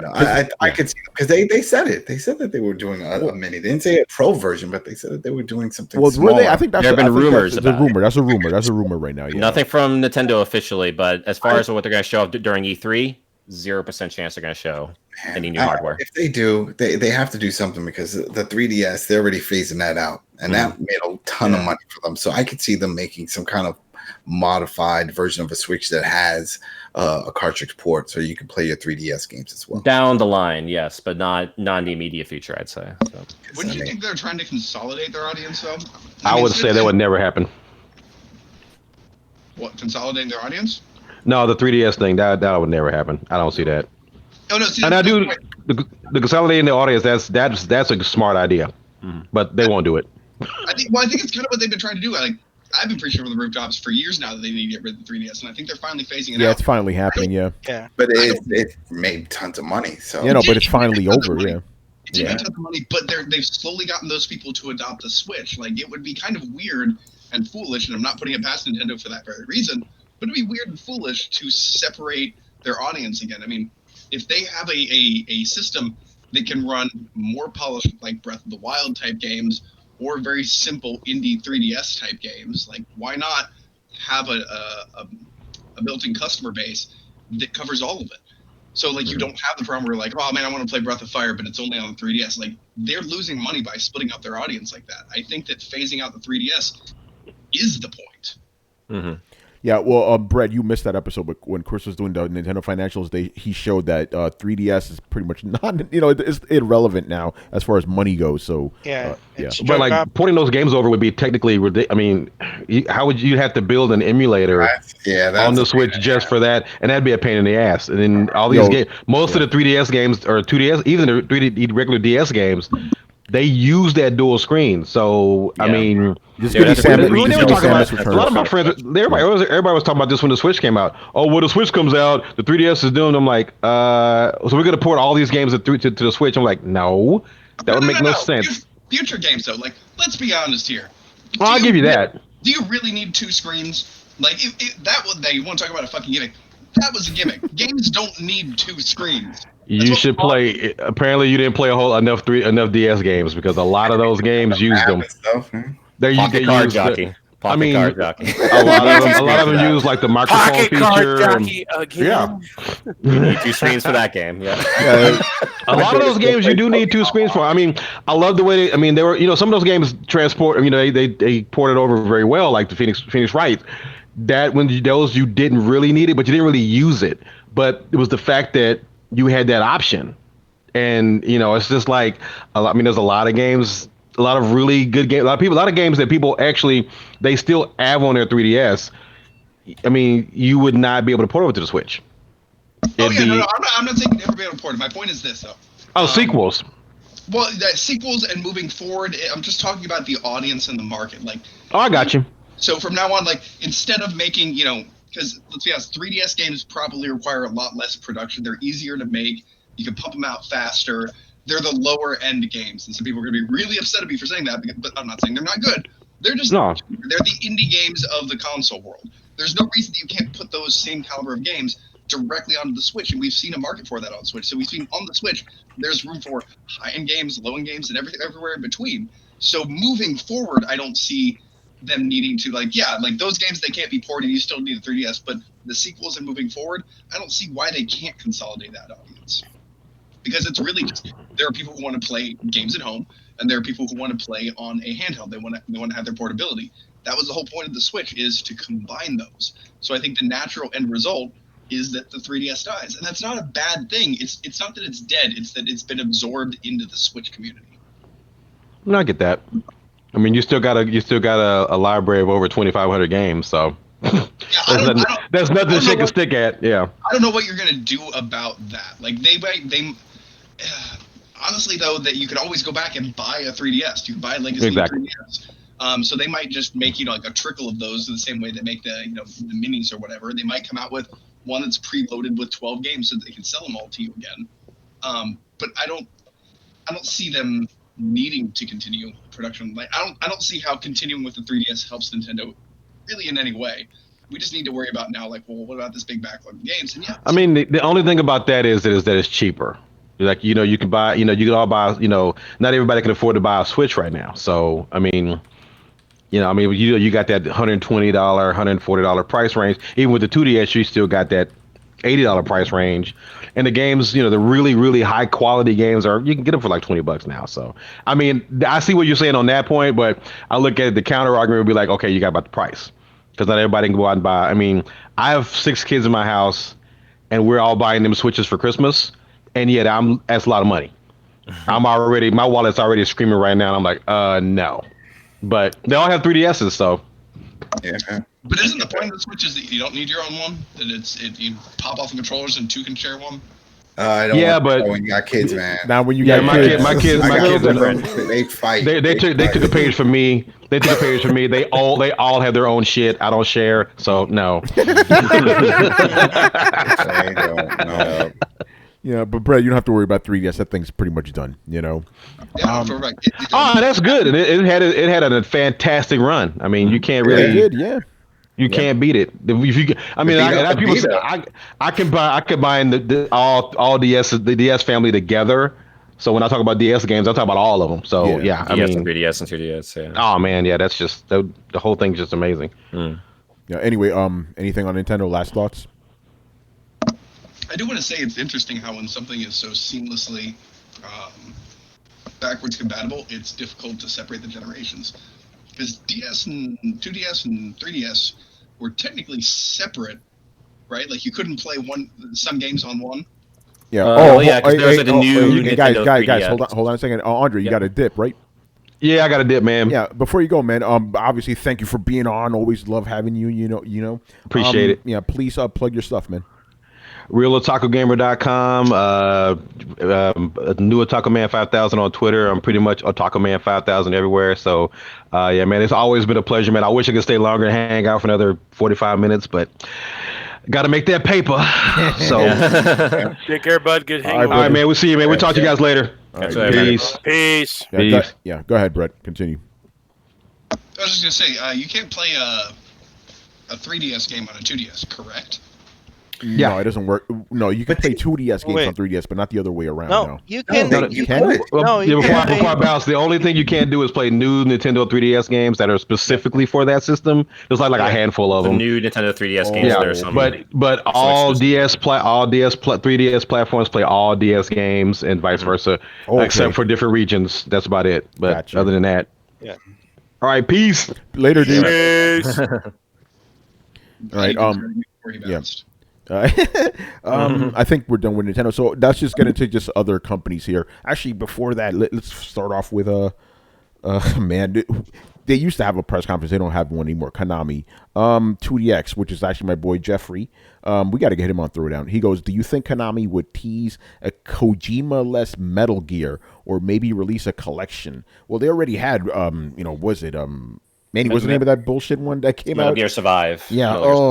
Yeah. They already had that already. And they did a collection. That died, didn't it?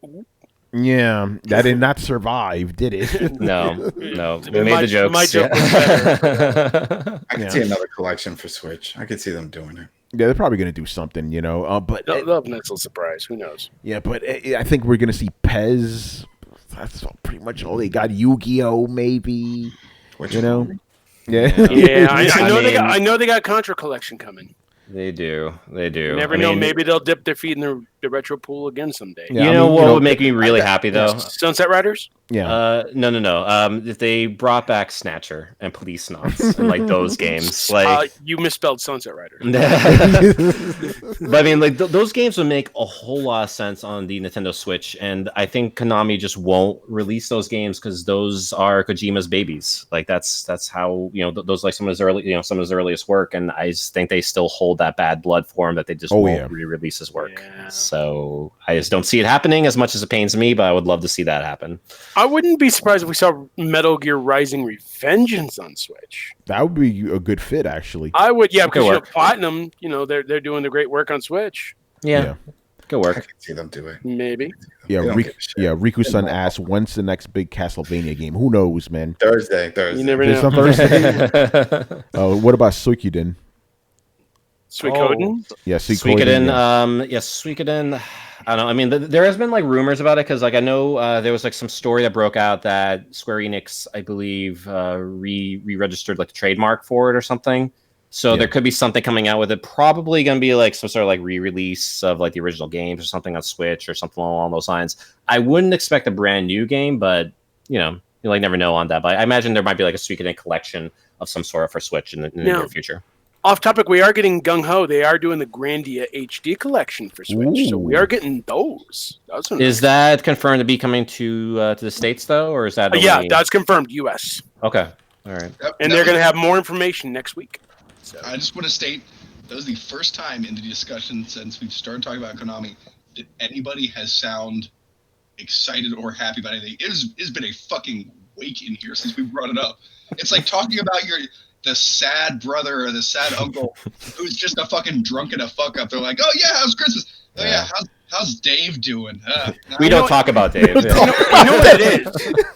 You know what it is? It's a Castlevania collection. They actually did a good job on the Castlevania collection. Bloodlines is back, and it's nice. They actually did a half decent job on the Castlevania collection. So they did Dracula. They did well. You know why they except did that, for the right? Game Boy games.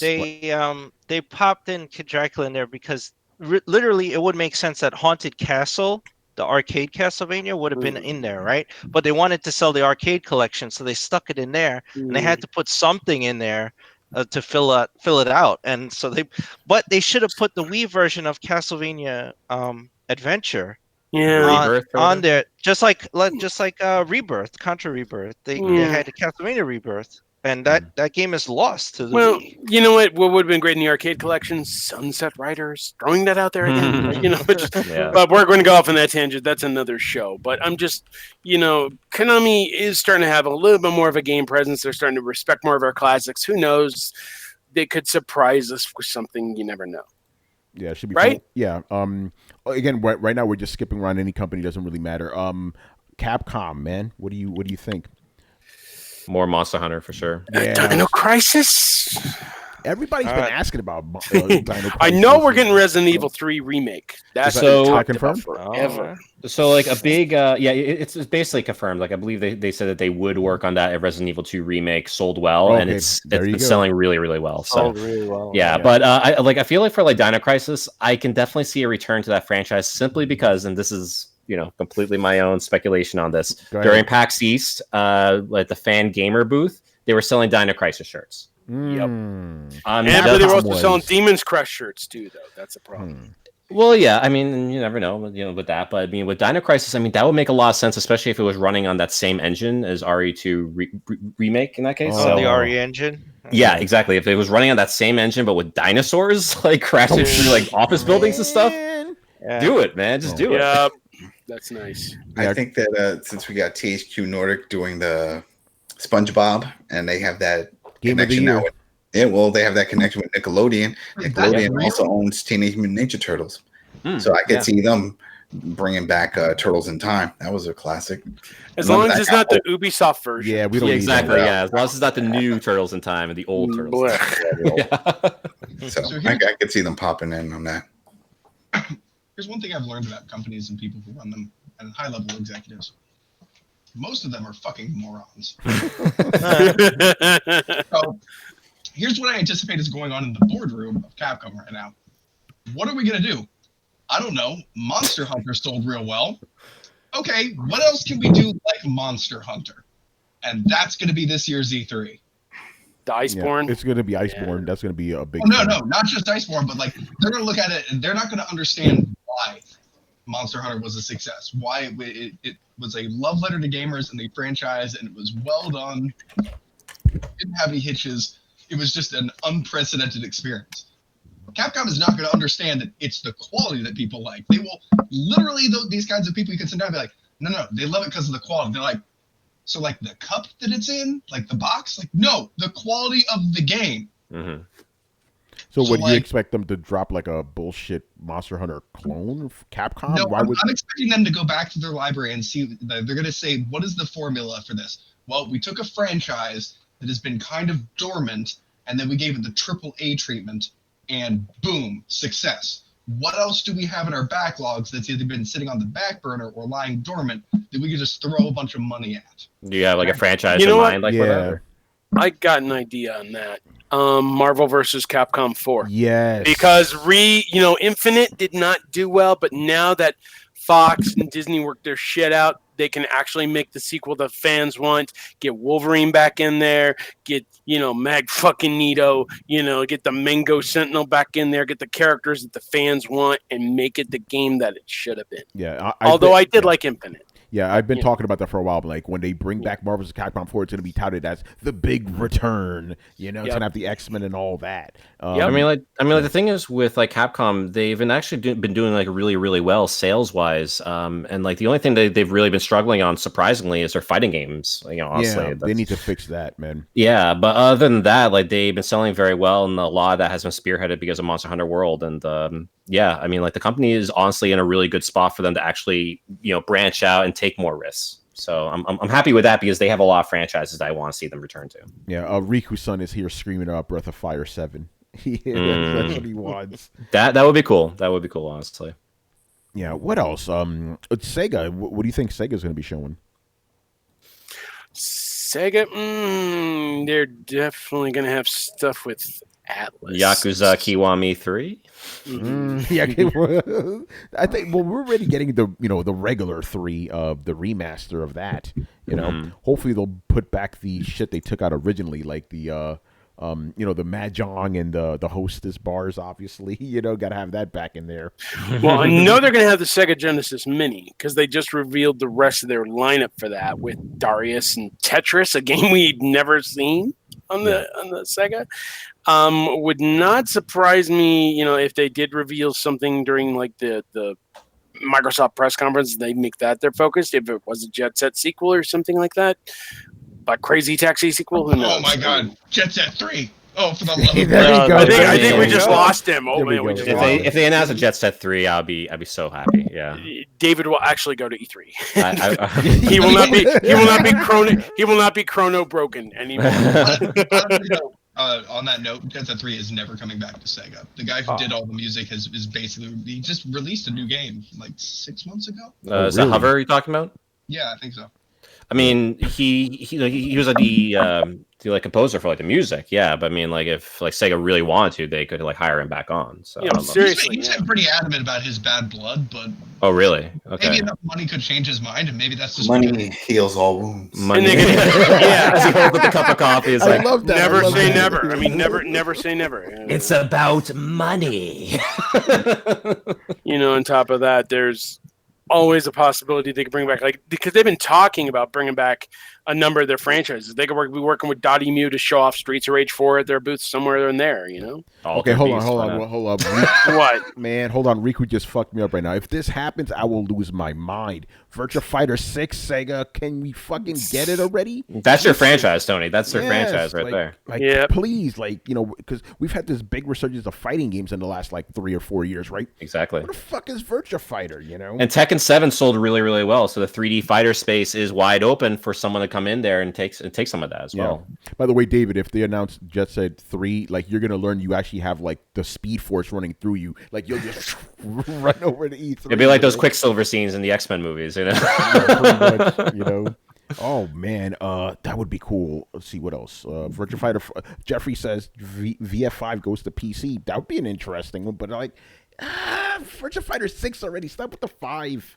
You know, come on. 5 is a great game, but that's like literally 9 years old already. You know, Right. We need a new game for sure. Yeah. Yeah. Tekken. On that note, I don't think that you'd see a 5. Like that's, I mean, Resident Evil 2 was, I'll be honest, a little weird, but the thing that made Monster Hunter World, like Monster Hunter World isn't Monster Hunter whatever number. It's a series reboot.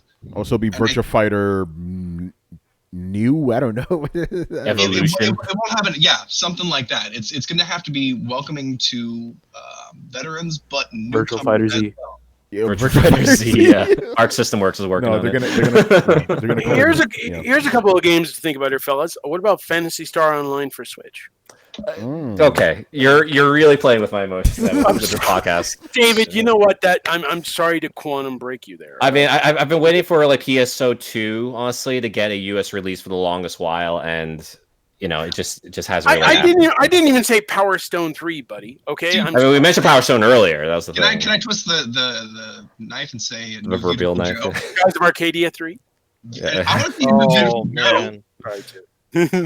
Yeah, I Am want. I the only one? Wait, go ahead. Bro, Crazy Taxi 3. Crazy Am I Taxi. the only one? Am I the only one who wants to see a new Beautiful Joe? Oh New no, you Beautiful fucking Joe. kidding? Hell yeah! I want to see Fuck that. yeah, I want And that shit. I do see them coming out with like the first 2 games on Switch at some point, like some That'd sort of be like good. package deal. Yeah. Yeah. Okay. See, Riku, now you're speaking my language. Fantasy Star 5. Like the online stuff is cool, but I want official, I yeah. want the real shit back. man. Right. It wouldn't be a 5 though. It would just be Phantasy Star.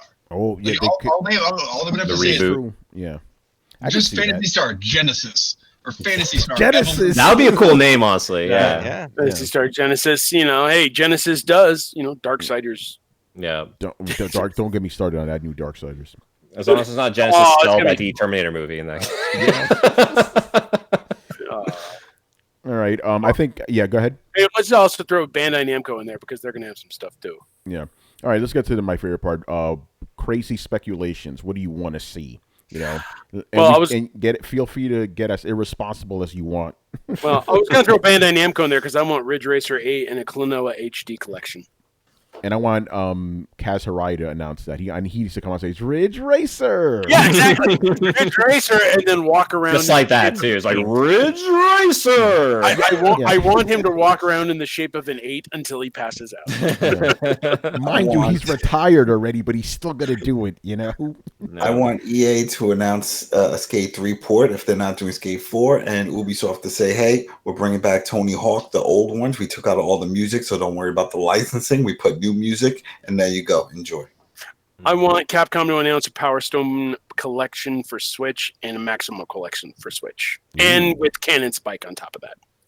Can't Spike would be good. All right, go ahead. I'll stick with Capcom and say Capcom versus, like just a Capcom versus game without the Marvel characters. It's just all Capcom characters, like all put together. Just have like the whole representation basically of the company in one versus fighting game. Capcom versus Capcom. Basically, yes. I'll take a Marvel vs. Capcom anthology and the Darkstalkers Resurrection package as well. Yeah. And Rockstar Table Tennis, but like Balls of Fury. It's 2 Balls of Fury style. Yeah, Ben Stiller in there. Yeah. And for the Devolver Digital's press conference, Serious Sam collection, and sacrifice Bill Gardner on stage while they announce it. Crazy. All right. Yeah, Manny, what do you want to see at E3? Just like whatever random thing you want to see at E3. I don't know. I mean, to be honest, I'm gonna just absorb it while I'm there. So I really don't have any sort of speculations about anything that Nothing might you come want to up. see? I'm good. Yeah, the only guy going to I E3, got he's one. like, whatever. You go ahead, Carlos. I want in the Microsoft conference. I want the mid conference. Everything goes black. The Undertaker theme comes on, Taboo. and Scalebound comes into the foot. I thought you were I thought you were going to say WWE All Stars 2 at one point. I thought you were going to say That would be amazing. Or Bioshock 2 Yeah, or something. I thought you were going to say Bioshock Don 4. Matrick came back. Oh, Don Oh, Matrick. no.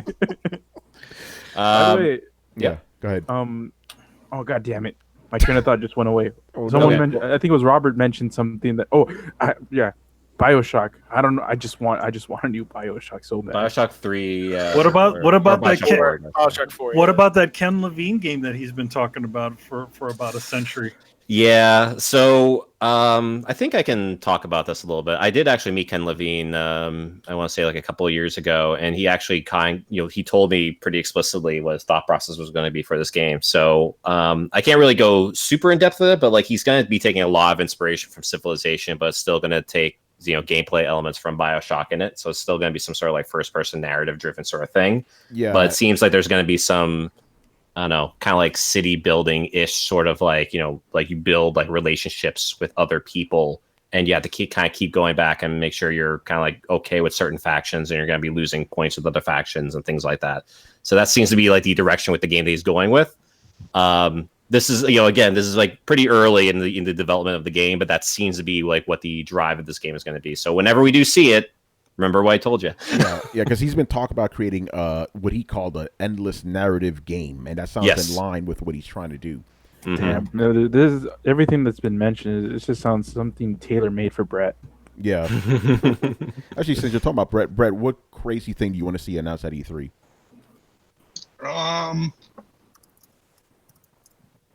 Star Citizen. They keep releasing videos of it. I mean, we can throw Half-Life 3 in there too. Why not? I don't mean a video.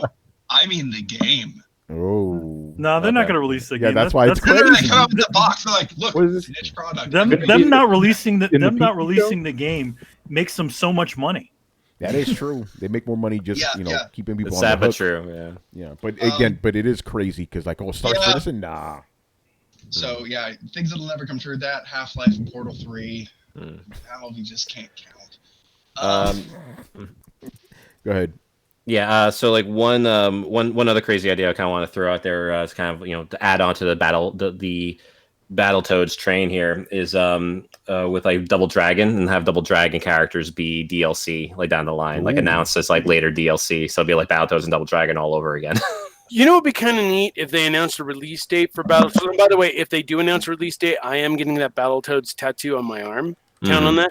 But would it be great if they announced like Battletoads Double Dragon HD downloadable next week as a pre-order bonus? That'd be kind of nice.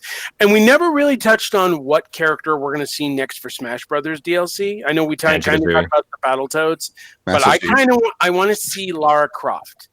Lara Croft would be cool too.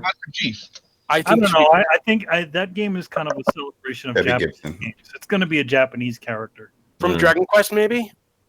I would think it'd be something like that. It's like something that's traditionally Japanese. Like that's the big thing about that game. It just they don't seem to put like Western characters in there. Well, I think Lara Croft going against Bayonetta, that'd be a kick-ass battle. Well, I think you're going to see Master Chief in there as a sort of olive branch because Microsoft and Nintendo have kind of been working together a little bit. So I think that's the equivalent to.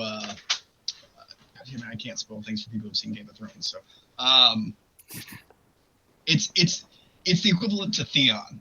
It's just one of those like, okay, so here's this thing that binds us together. It's like marrying two families together. When you have that, it builds good relations. Does anybody know what I'm saying? Yeah. I can see them saying, we've been really good with Microsoft.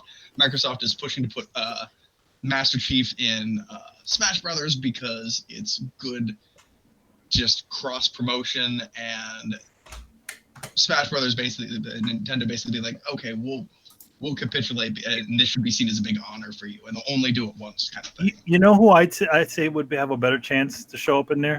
Ninja Gaiden. Yeah, but Ryu Hayabusa? Yeah, Ryu Hayabusa. Ryu Hayabusa. You know why? And then a port of like Ninja Gaiden 3 to go along with it, maybe? I mean, who knows? But I feel like it's like those classic Nintendo games that you remember. Those classic franchises you associated with the original Nintendo Entertainment System. And I think he just wanted to throw Joker in there.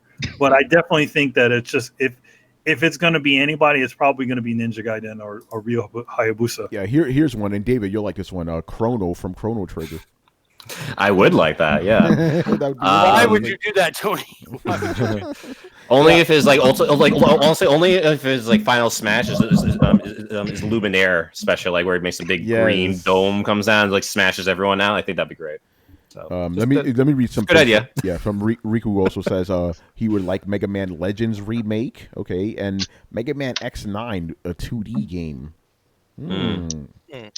And he also says Chaos Legion 2, and he's like, no one's heard of Chaos Legion.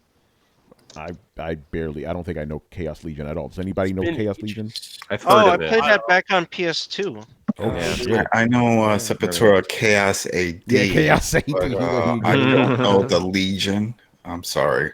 Next question, please. Yeah. All right. Next question. Yeah. Chris, crazy dream or whatever that you want. Like, what would be the greatest thing ever? I thought this was unhinged predictions. Yeah. This is unhinged. Whatever you want, just go nuts. All right, Dead Space 4. EA's just gonna come out and pull their shit together and say that that's plus an HD collection to go with it. The Dreamcast 2 is coming out. Sega's back in the game. They're gonna make a console. I would love Vanquish HD. Platinum brings that shit back. Yeah. Or Vanquish 2. I would take a sequel like Right? that, son. Yeah, that I would love to see that. And along and Pie in the Sky, along with Link's Awakening, then that Nintendo announces an official sequel to Breath of the Wild. Oh, that'd be interesting. Too soon. We'll probably get that. Actually, maybe. No, these are unhinged predictions, man. Yeah, unhinged. You're right. Unhinged. You're right. Unhinged. While we're at it, can we get Mario Galaxy 3, please? Why would that not be a possibility? They've got the game engine built. Very true. That's true. Okay, yeah, he's trying to say that is realistic. Yeah, how long has it been out? 3 years?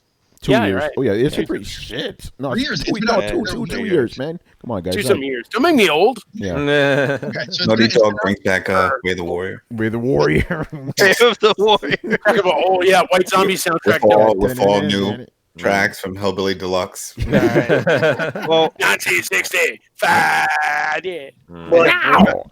Bring Chameleon back in there. Then, yeah. Since it's an unhinged one because of that, you probably Naughty Dog. That would have to be a PlayStation exclusive because.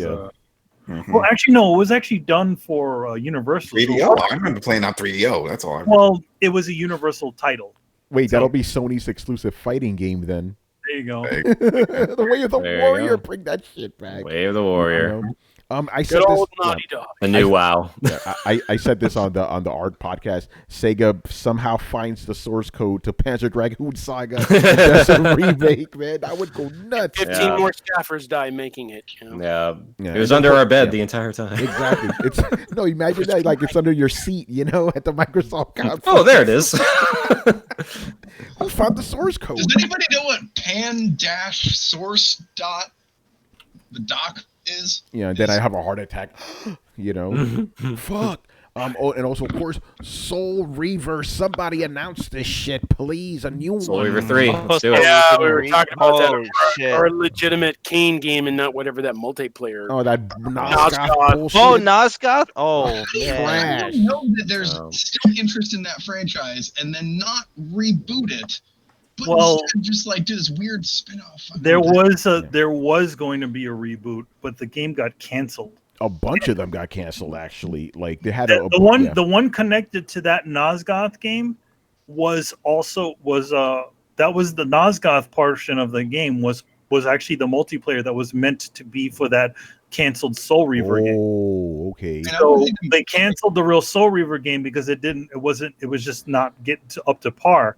So, but the online portion of it worked out really well. So what they did was they just renamed it as opposed to calling it Soul Reaver. They just named it after the town, the location it's at. That was the first appointment I had at E3. Yeah, Nosgoth. Yeah, I went to the Nosgoth thing, and I was like, "Wait, this is it." Yeah, everybody's so excited. And they're like, "Oh wait." Okay, so here's the thing with Soul Reaver. If I can derail the conversation for half a second, I loved Legacy of Kain, the first game, as much as I loved. And I know that Soul Reaver is a different game. I'd love to see them remake Legacy of Kain with the ability that you can put branching storylines and games and things like that. You could absolutely have a karma meter and all kinds of. You could really do it up. But here's my problem with the Soul Reaver games that follow it. I love the story. I love the idea. I love Raziel. That's his name, right? Yeah, Raziel. Azrael. Raziel, yeah. Azrael. Raziel. the world that they inhabited was so barren due to the limits of the hardware at the time. It was just so barren and desolate, and there was no intrigue about the world itself. It was pretty much just a big, blank, empty, dead world with you and 7 other guys that were important, and you're trying to get to one of the 7 other guys. So, do you think that they could remake that without overhauling it, or do you think that they would actually have to build some world lore now? No, like I said, I want like either a reboot or a sequel. I don't really want them to mess with the older games too much. By the way, it's interesting you said, because I felt completely different. I felt the world very like lively and atmospheric and all that. You know, I didn't feel that way at all. It was kind of barren, but I'm like, that's kind of the point. Everything's dead now. You know, Tomb Raider it, just rebuild it. Yeah, I think that's probably the best way to go. You got to reintroduce it for the modern audiences. I think that could work. You know. Yeah, like I'd love. It doesn't need to be like, it can be barren, but like I'd like to see some like fucking sickly red looking plants that like actually like, you know, like put some world lore in there instead of everything just looking like a big open cave. Yeah, I think a remake, reboot, remake. Yeah, what is it? You know what I'm saying? To remake it from the beginning, because I'll be honest, man. Reboot it then. Just like Tomb Raider. So much, and spoiler, the actual playing as Cain in the first game and then playing as Azrael in the subsequent game was such a cool Raziel. Okay, so I was right the first time. Yeah. Raziel in the subsequent game, it's such a cool shift. Like it is honestly like a Luke, I am your father kind of moment, because you're like, hey, that's the guy I played last game. Why am I an asshole? Like all 10,000 years of being in charge and being lonely have kind of driven him insane. You're like, so I'm not that guy anymore? No, you're the other guy who just got his wings torn off by the old you. Wait, what?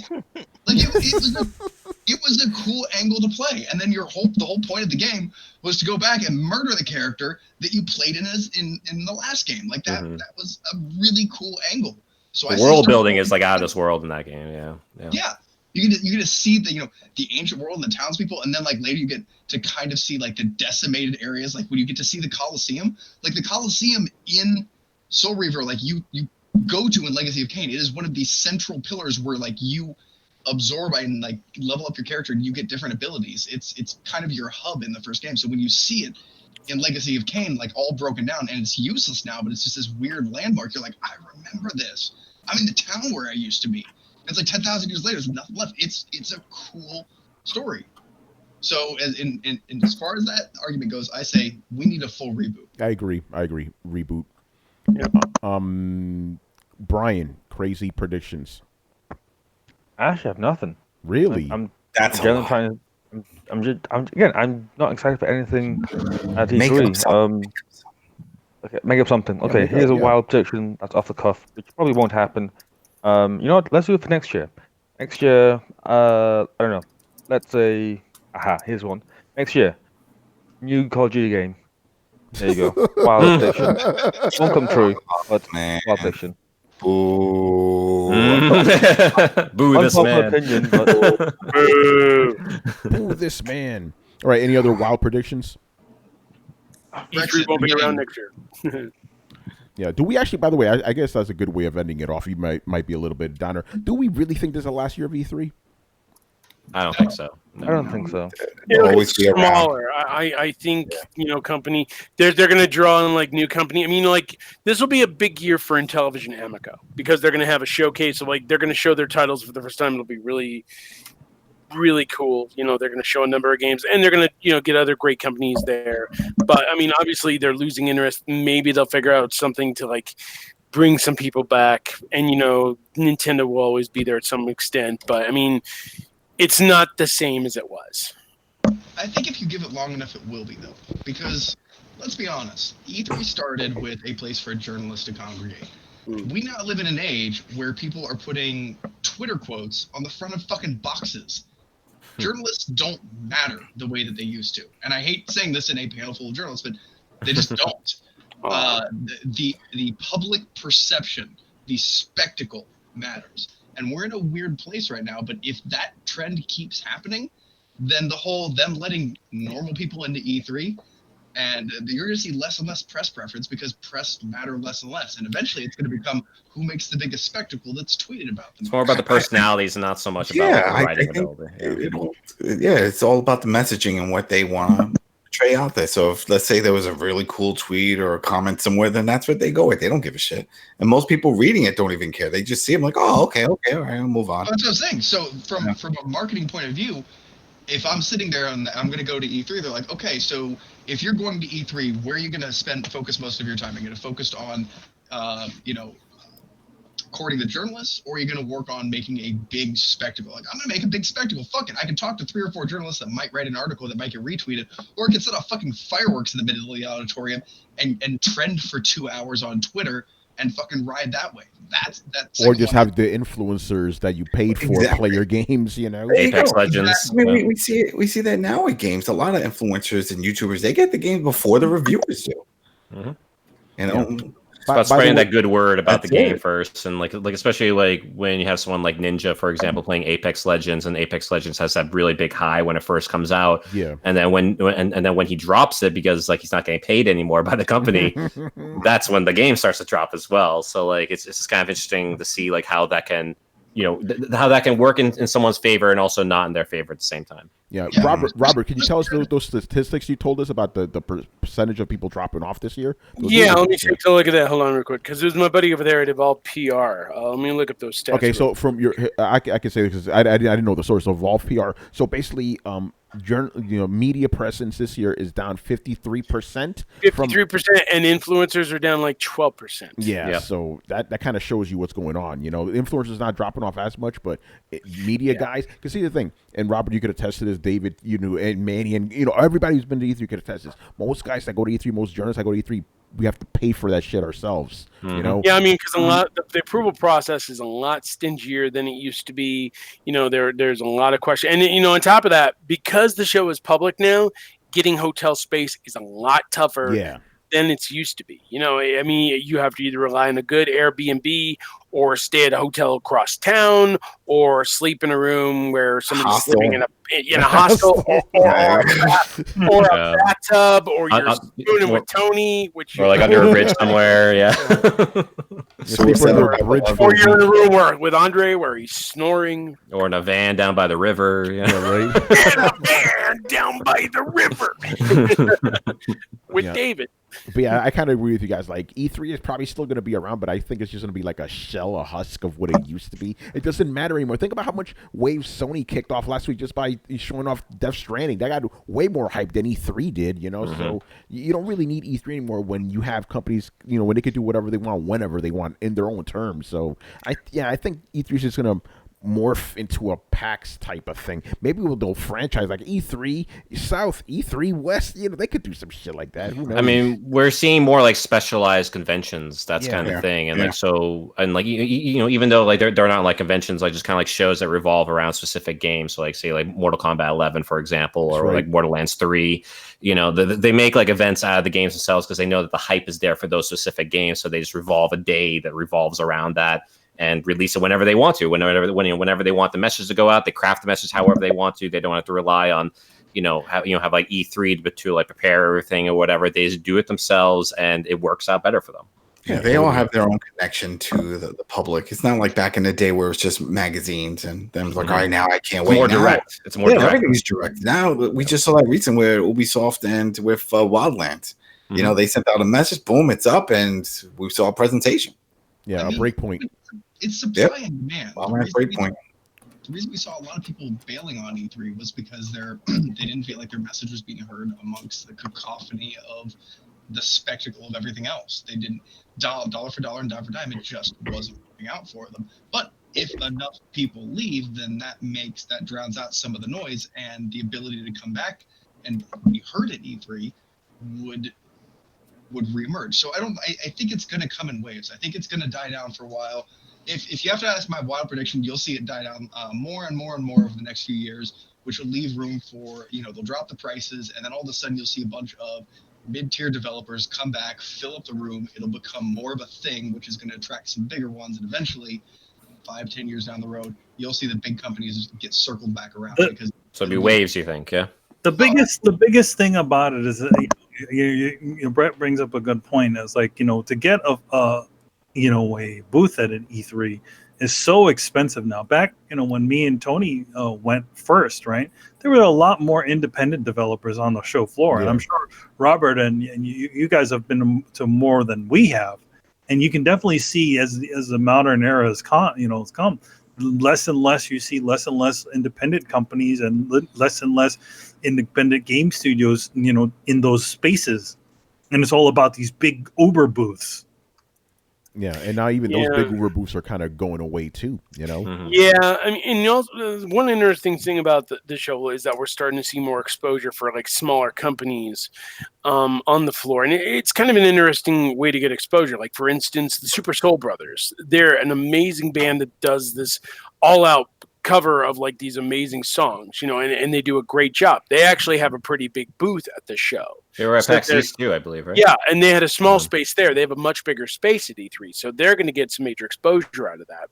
The question is, are they going to make their money back? I mean, that's the thing. I mean, they're going to have a great audience there, so I really wish them the best of luck at getting what they need to really move forward. I mean, that's the thing I'm hoping, is that with kind of the loss of some companies there, some other companies like Intellivision, like the Super Soul Brothers, can step up and see what kind of audience they can build. The question is, can the ESA build upon that, like you said, and get these waves going again to make the show something again in a few years? Yeah, it's going to be interesting, man. But, we'll see. All right, I should have probably prepared for this better with the OBS, but I'm going to show you guys a graph here.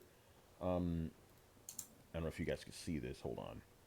No, it's just your face, dude. It's just my face. All right. All right. Anyway, so Throwdown's obviously going to be doing stuff during E3. So we have this show, obviously. The next thing we're going to be doing, and it's going to be the Xbox E3 briefing, right? We're going to do a live reaction. We may have some of these guys join us. You're invited, obviously, Robert and David. So we're going to do that 1 p.m. Pacific. That's going to be the first thing that we're going to do. Then that night, we're going to have Throw Down Your Questions, episode 237 at 10:30 p.m. Eastern. That same day, they're also going to have Bethesda and Devolver Digital, but we could just take questions about those during the show, Monday, what happened? Devolver Digital is going to be a drink fest anyway. Like, how many people can we kill on stage? Yeah, pretty much, Then on Monday, we're going to have the Ubisoft conference at 1 p.m. Pacific. We're going to, give our reactions to that. Square Enix later that day at 6 p.m. Pacific. Nintendo Direct the next day on June 11th at 9 a.m. Pacific. That's 12 for the Eastern guys. And then we're going to wrap it all up with the Throwdown post E3 special, episode 238. So a lot of stuff coming from us, man. Should be fun. And then, Manny, I don't know if you're going to be doing anything, over there, since you're going to be actually like with the boots on the ground and all that. Yeah, I was gonna, do a couple of things like we usually do. Maybe just take some photos or upload things to our Twitter account. I mean, granted, now we're not doing. I mean, you aren't doing like live reactions of the press conferences or anything like that. So for me, it's just going to be it's going to be all show floor. So I'll take photos and see what things I can pick up for you guys. Because last time I got you guys, some E3 swag. So swag. See what things I didn't get anything together. Yeah, you didn't get anything for Robert though. Robert was there. I lost the That's true, but I'm not going this year. In fact, Robert got the cyberpunk woman, didn't you? No, I didn't. Okay, I was gonna say, like, jeez. Paris stole it from him. He stole the hype too. So.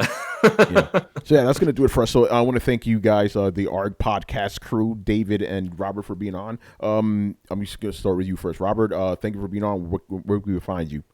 You can find our podcast over at retrozap.com. You can find my work at godhatesgeeks.com, as well as mmogames.com.